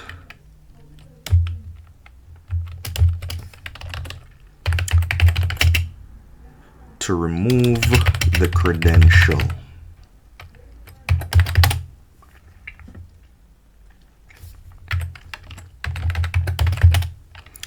And let's test it out. So we can run our code. Then we could say login as John Doe, test 1 2 3 4, add a credential, could add Facebook, johndoe@gmail.com, password 1 2 3 4 1 2 3 4. Add another credential. Let's add another Facebook. Then we could say the username will be, I don't know, Peter Parker. And then the password will be secret123, secret123. Then we can view the credentials, and if we select one for the platform, then we click 2 for Peter Parker. You can see it prints out your credential is secret1234. Then if we try to delete a credential, let's see what happens. We got an error. Oh, I see, platform count. All right, let's see why that happened. Wait, where's platform count? Oh, it's not defined, that's why. So we need to define it. So platform count equals to the length of the platforms. And now we can rerun our code and try again. We can log in as John Doe, test 1 2 3 4. Can add a credential. We can add Facebook. Can enter the username. And we can, let's say johndoe@gmail.com. 1 2 3 4 1 2 3 4.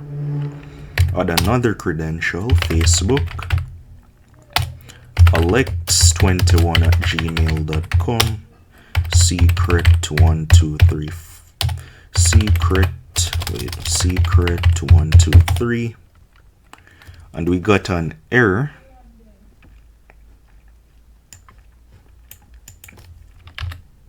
Wait, let's see again.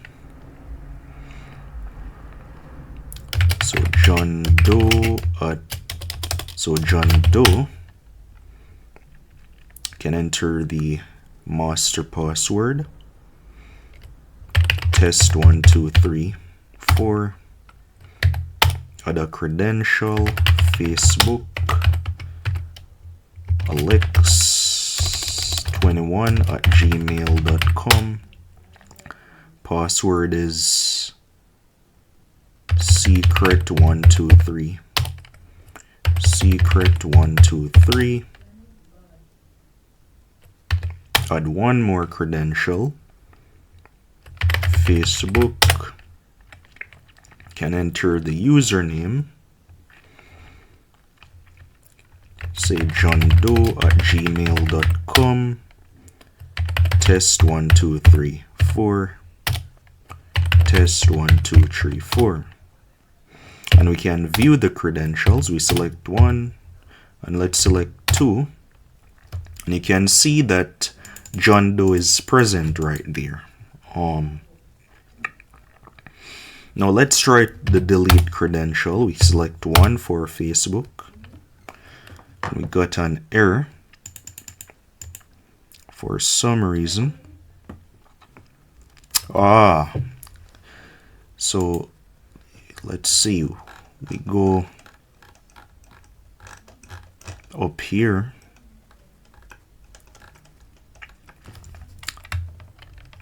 We need to do .get platform. So John Doe. We can log in. The master password would be test1234. Can view the credential. Let's see, there are no credentials for the current user. Nice. Can add a credential. Facebook, username John Doe @gmail.com, password 123 123.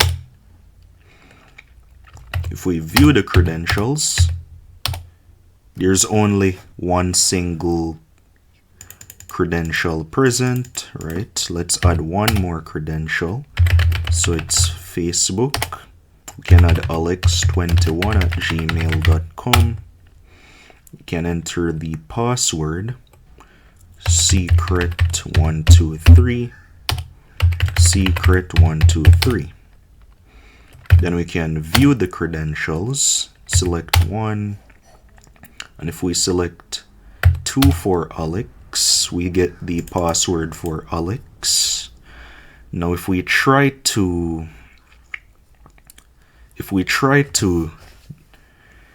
remove the credential, no, we can select one.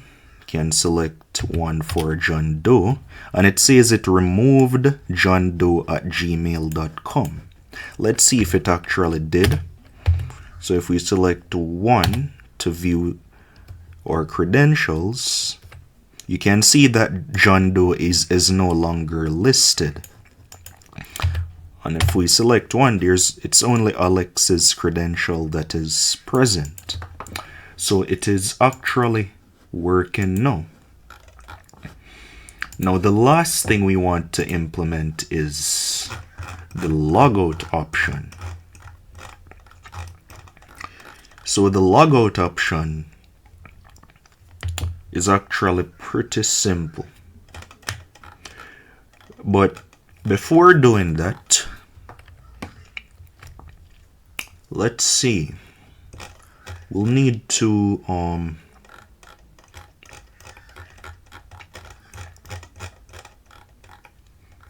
before doing that,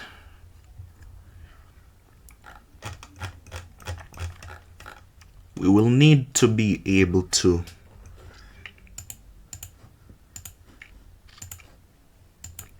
have the startup screen so that we can create an account and we can log in and all of that. So we can actually still implement the logout option. And how we can do that is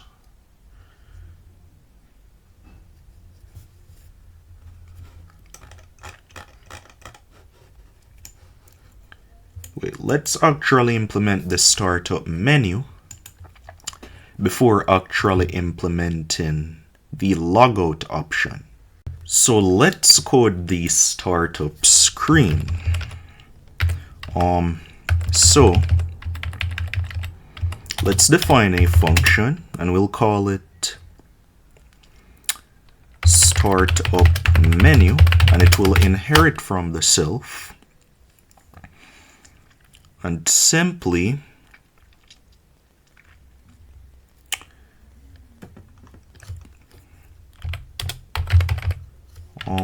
we'll have let's define the options for the startup screen. So we'll say self.startup options equals to a list of options, and we can have create account, and then we could have login, and then we could have exit. So we can actually exit the password manager.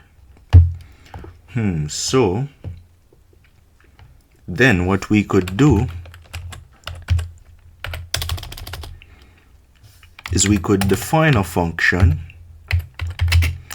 to actually print out the startup option. So let's do something like print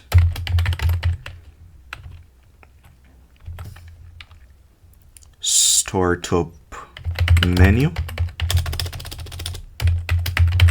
and it will inherit from the self, and then we could just say print self.startup options, and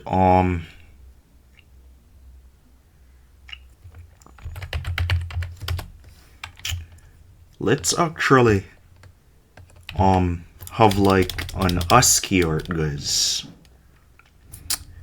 for our startup screen. But let's not cover that as yet. Let's just have like some version information, and maybe we could have something like, so version colon, and then we could say have like self dot version. So we could have self dot version equals to 0.1, and then up here we could just print out the version information.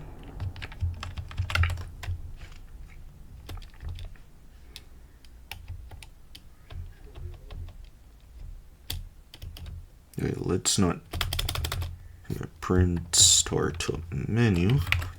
All right, yeah, so we could iterate through each one of our startup options. So we could say for I, option in startup options, then we could say printf, and we could print out the index. We could add one to it, and we could put all of these in squared brackets. Then we could actually print out the option, and then in our startup menu we could just say self dot print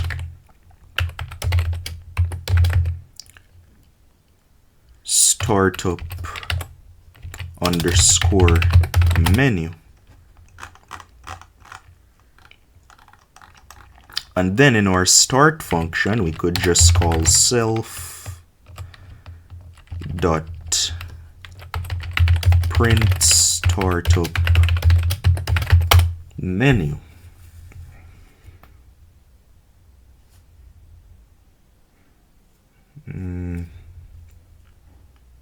Yeah, and that should work for now. No, we just call self.startup menu.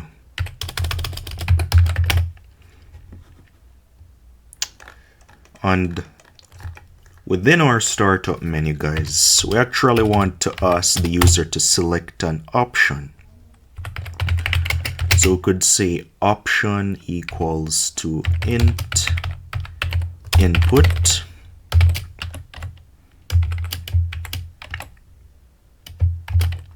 select an option, and then we could have one to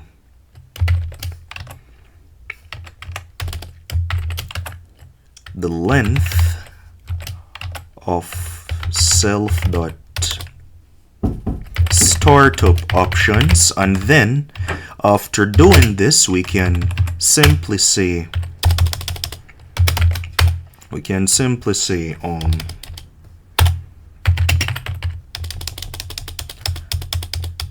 so select an option. Let's just leave it like this for now, and we can run our code to see what's going on. So we can type the username in. So the username is John Doe, password is test1234. Oh, we got an error. Alright, so let's see what's going on. It's at line 30. So line 30. So it should be self.startup options. Clear the screen. We can run our code. John Doe test 1 2 3 4. And then we can see the version gets printed right there. Oh, but we need to enumerate this. So enumerate self startup options. Can run the code. Then we can say John Doe test 1 2 3 4. And now it's printing out the option, but we did not display it correctly because we need to put that in the curly brackets. And we can say John Doe test 1 2 3 4. And now you can see we have the menu, which asks us to create an account, login, and exit. But we made a error right there. So let's fix that. All we need to do is just make this be an F string. So we can just log in right here. Test 1 2 3 4. And now our menu is actually working. But now guys, we'll need to remove the login screen right here and also the startup screen whenever the auth.json does not exist. So we'll need to modify the auth.py. So let's do this. So let me just open a new terminal. We can zoom in a bit. And then we can say vim auth.py. And then after doing this, within our constructor, we can get rid of the sign up screen and the login screen. Can actually get rid of this, but the only thing we call is self.load_info, and then in here on our startup screen or our startup menu, that is where we will control the login and signing up or creating an account for that matter. So if we save our code now and then we run it, so we can run it, you can see that we no longer get the sign up or login screen. So what we'll do now, we'll start validating the options. So let's do this. So let's go in our start menu function and we can say if option is equal to 1, that means we want to create an account. So therefore, what we can do is simply just call self.manager.signup, and then that should be it. And then to log in, we can just do else if option is equal to 2, we can say self.manager.login. Otherwise, if the option is equal to 3, that means we want to exit. Then maybe we could have a variable up here called quit. So we could say self.quit equals to false. And then when the option is 3, we could just say self.quit equals to true.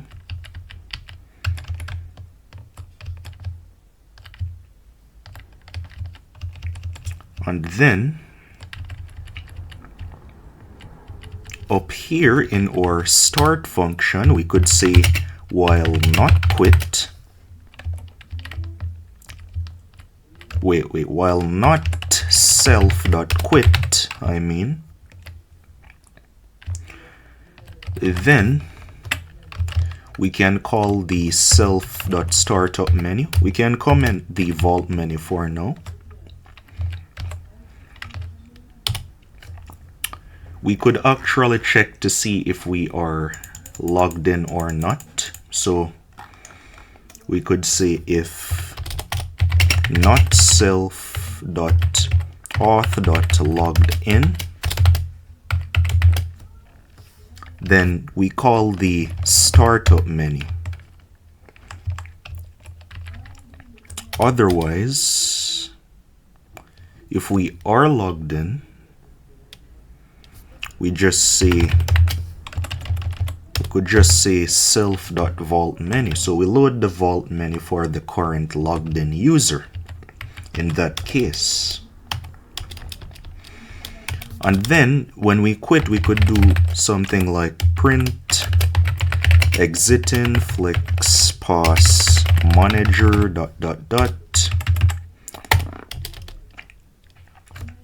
And what else we'll need to do?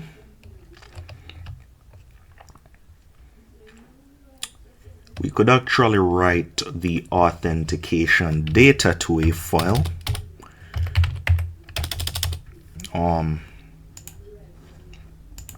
So we could say something like auth.write_data at the end. And let's test this out, guys. All right, let's see what's going on. So we can go into FlexPass manager, can zoom in a bit, and we can rerun our flexpass.py. You can see we have the menu now. And let's try to create an account, for example. Oh, we got an error. It says manager. Oh, I see. Instead of manager.signup, it should be self.auth.signup. So self.auth.signup and then self.auth.login. And now we can rerun our code. And then if we try to log in or create an account, it will ask us for a username. We can enter John for the username. And let's say the password is 123 123. And let's say we tried to exit with the option 3. Oh, we got an error. Says auth is not defined. So that's because we need to say self.auth.write_data. And let's clear the screen. And let's look at the before of the auth.json. Oh, we actually wrote John to the file. So we can create another account. We can have, I don't know, Peter as a user. And then we can make his password be 123 123. And then if we check our auth.json, you can see Peter is now inside of the auth.json. If you guys see. Yeah, so it's actually working. Now if we try to log in as Peter and then we try to enter his password, we should get access to the vault menu. Right. So it's actually working. So Now we need to implement the logout functionality. So how we'll do this? So logout is pretty simple. All we need to do is define a function for the logout. Let's do it up here. So define logout, and it will inherit from the self, and we'll simply just say self to logout. We can just say self.auth.loggedin equals to, let's say, false, and then when we try to log in, guys, when we try to log in, we will actually need to update the manager's information. So we could say, yeah, when we log in, I mean, so that would be part of the startup menu. When we log in, we could do something like self.manager.username equals to self.auth.username, and then self.manager.master password equals to self.auth.master password.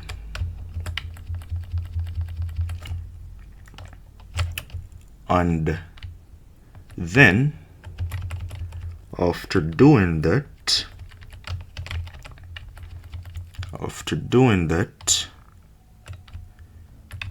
we could just say something like,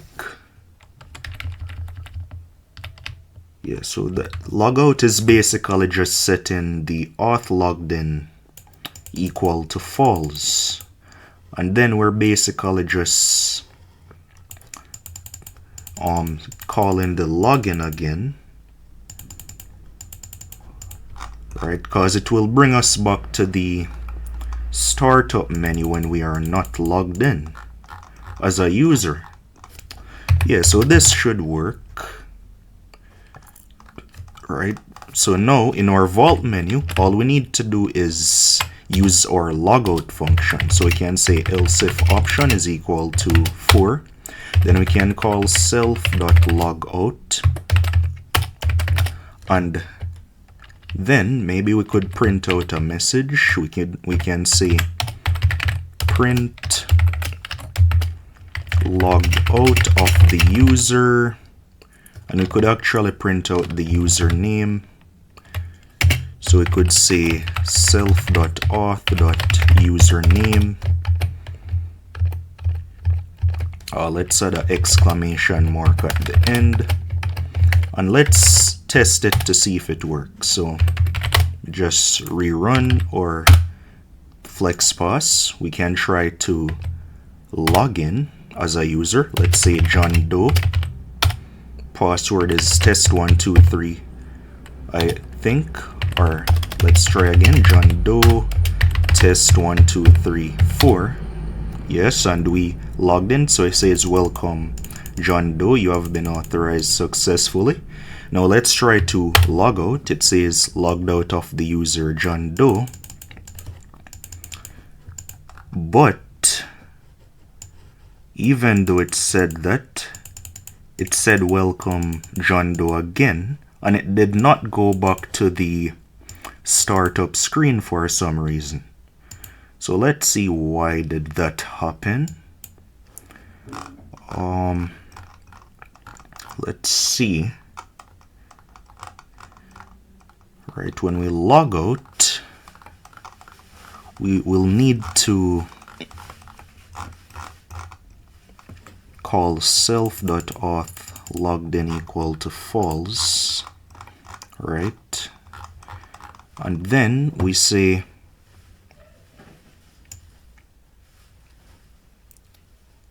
hold on a minute, self.auth logged in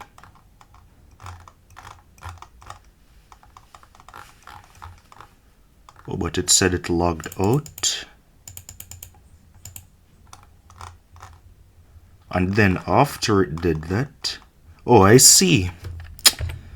We need to break out of the infinite loop in order to actually apply the logout. So we can just log in now.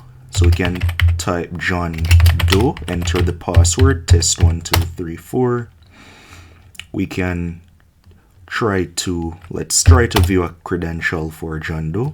No credentials are there for that user, so we can try to log out, and then we can try to, you can see that we went back to the startup screen, and we can try to log in as a different user. Alex, password I think is 123, right? And it says you have been authorized successfully, and it says welcome Alex, and before it said welcome John Doe. So if we try to log out again, you can see it says logged out of the user Alex.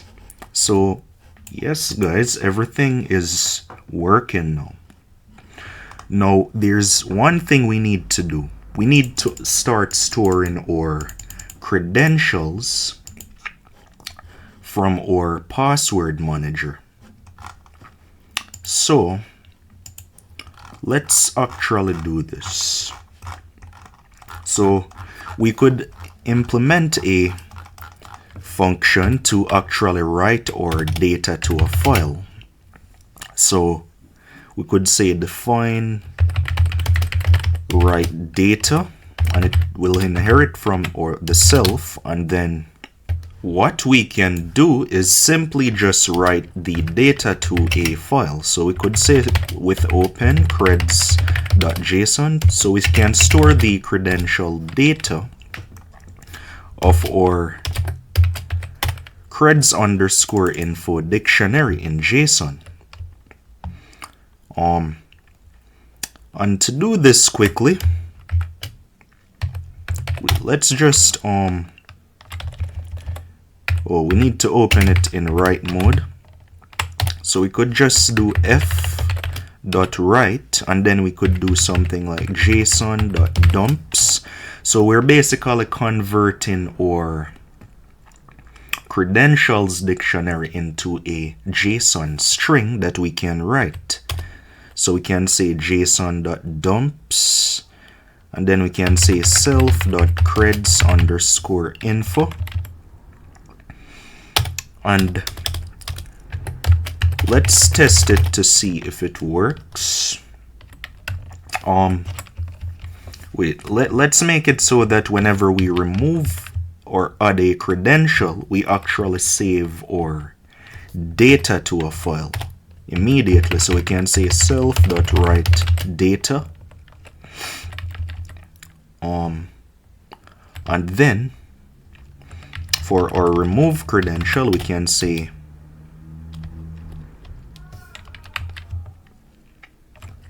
self.write_data again. So now what we can do is run our code, and if we try to log in now as, let's say, John Doe, and then if we try to enter the master password, and then we try to view a credential, there should not be any. But let's open another terminal and see if the creds_info gets created. So we can say we add a credential, and let's make the platform name be Facebook, and then the username be johndoe@gmail.com, password test1234. Wait, let's make it a different, let's make it 1234, 1234, and you can see, let's type ls and see if creds.json gets created, and let's take a look at it. So cat creds.json, and you can see it actually stored our data inside of the creds.json file. Now, if we log out, guys, and then we type 3 to exit, we will actually lose this data. So we'll need to create a load info function to actually load our JSON data after writing it or serializing it. So let's create a function to do that. We can say define load underscore info.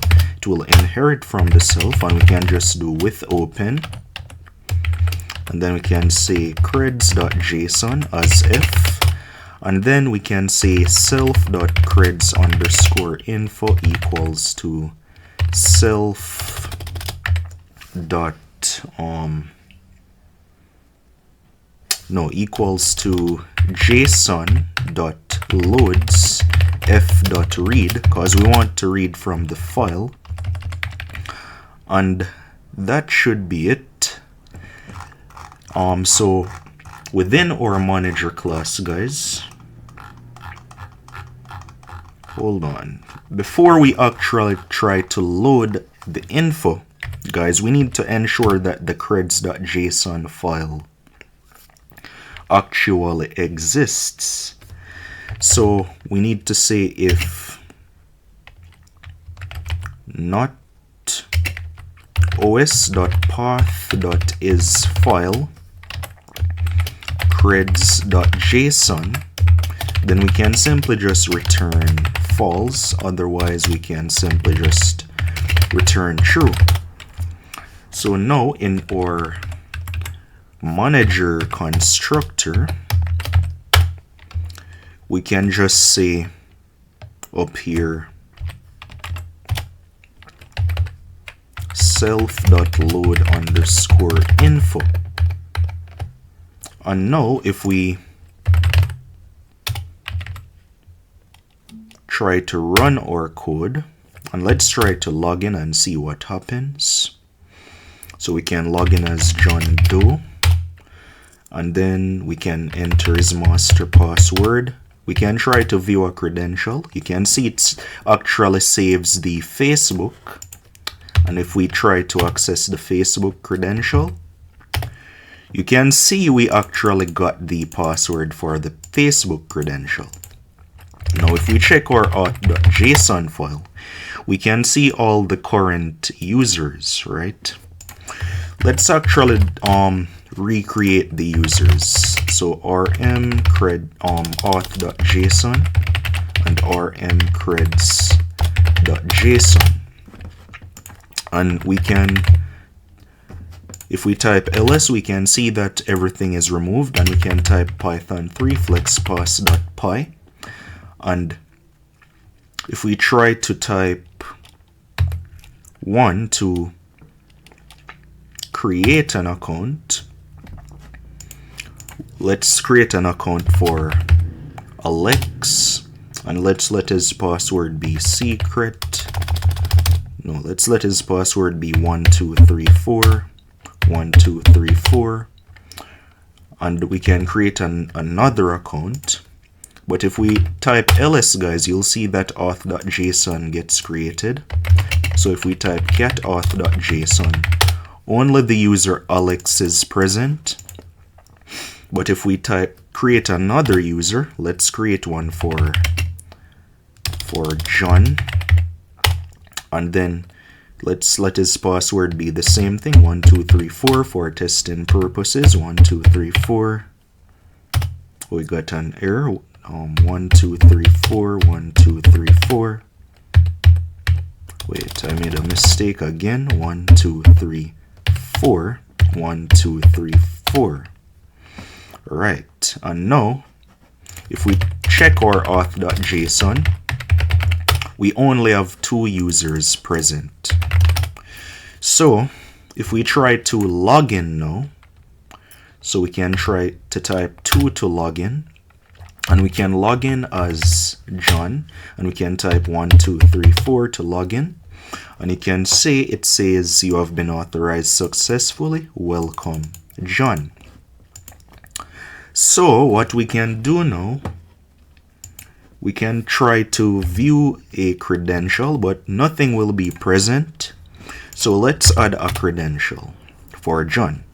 So we can have an Instagram for John, and let's let his Instagram be, I don't know, unknown2132@gmail.com, and let's let his secret password be secret1234 secret1234.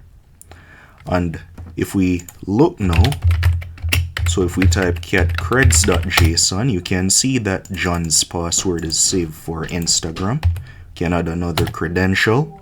So we can add Facebook, and then we can say,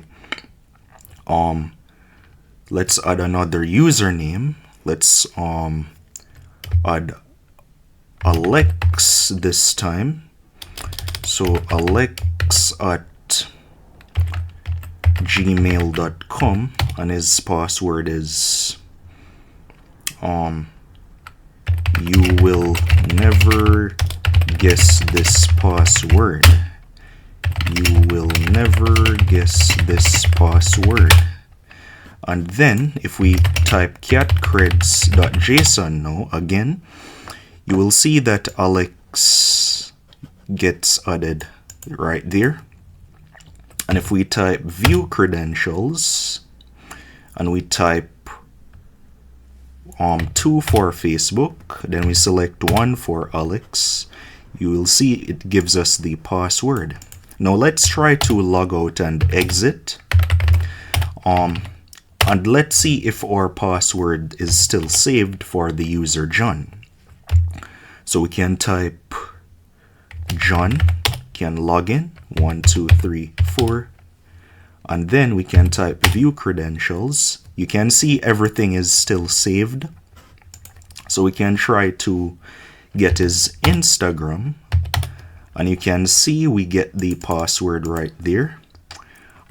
We can try to get another credential, which is the Facebook one, and we can select Alex, and you can see Alex, your credential is alex@gmail.com. You will never guess this password. So we can log out, guys, and let's try to log in as another user this time. So if we type cat auth.json, we have another user, which is Alex. So if we type Alex and then we enter his password 1 2 3 4, you can see you have been authorized successfully. Welcome, Alex. And we can actually view credentials for Alex, but there is no credential for the user Alex. If we check our creds.json, we can actually verify this. Yeah, there is no user credentials for Alex. So let's add one for Alex. So we can say add a credential. Let's make this be a Twitter, and then the username will be, I don't know, let's say alex@icloud.com, and then his password will be secret. And if we type view credential, then we select 1, we can type 1 again for Alex, and you can see we have the password right there. And if we check our creds.json, you can see that Alex, the user Alex, is actually right here in our creds.json now. So guys, our password manager is actually working now. You can actually exit it just like that. So what we'll do, guys, we can actually start adding the ASCII Art to it. So let's start doing that. So guys, here I am on the website that allows us to generate ASCII arts. You can see that right here. I just typed in FlexPass and then manager, and it generates a ASCII art for us using the ANSI shadow font.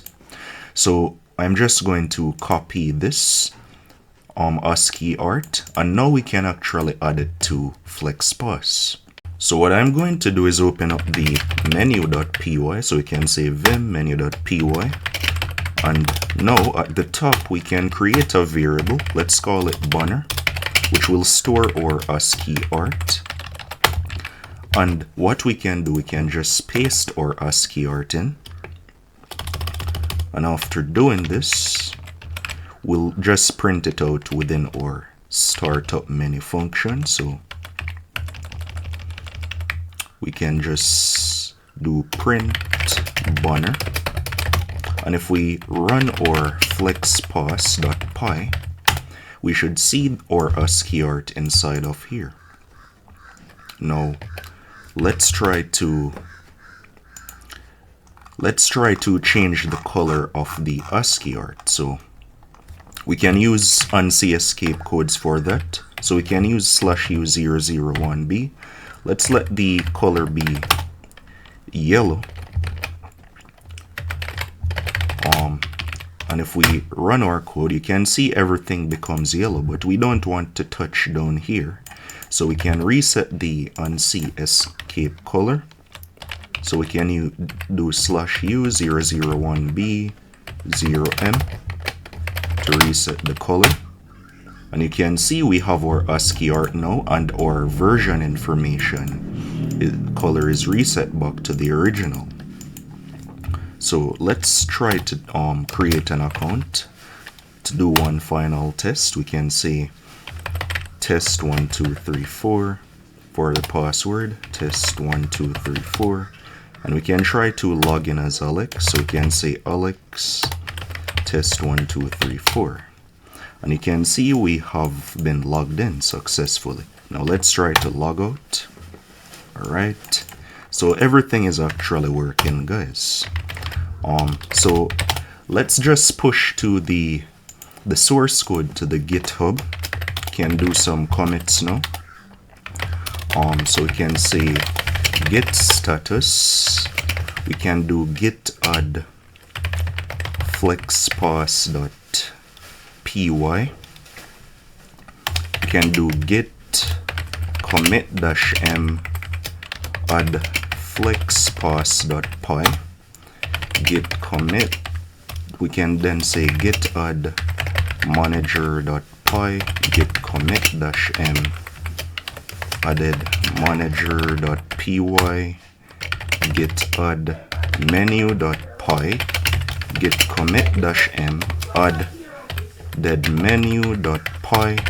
And if we do git status, we need to add the auth.py. So git add auth.py, git commit-m added auth.py, and let's add a git ignore so we don't try accidentally push any files that we don't need to or git repo. So we can do vim.gitignore, and we don't want to have the auth.json, and we don't want to have the, let's just do asterisk.json, and we don't want __py cache either. So if we do git status now, everything should disappear, and we can just do git add.gitignore. Then we can do git commit-m add.gitignore, git status, and we can finally push to the repo. So we can do git push, and it added it to our git repo. So now, guys, this will be it for part 1. So guys, we built the core features of FlexPass. We implemented authentication, we implemented encryption, and we also implemented the menu system.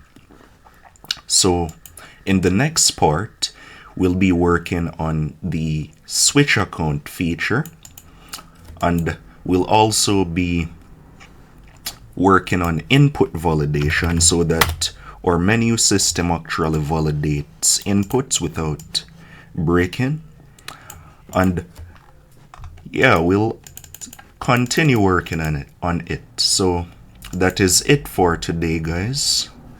Don't forget to smash the like and subscribe button. Thank you all for watching, and I'll see you in the next one.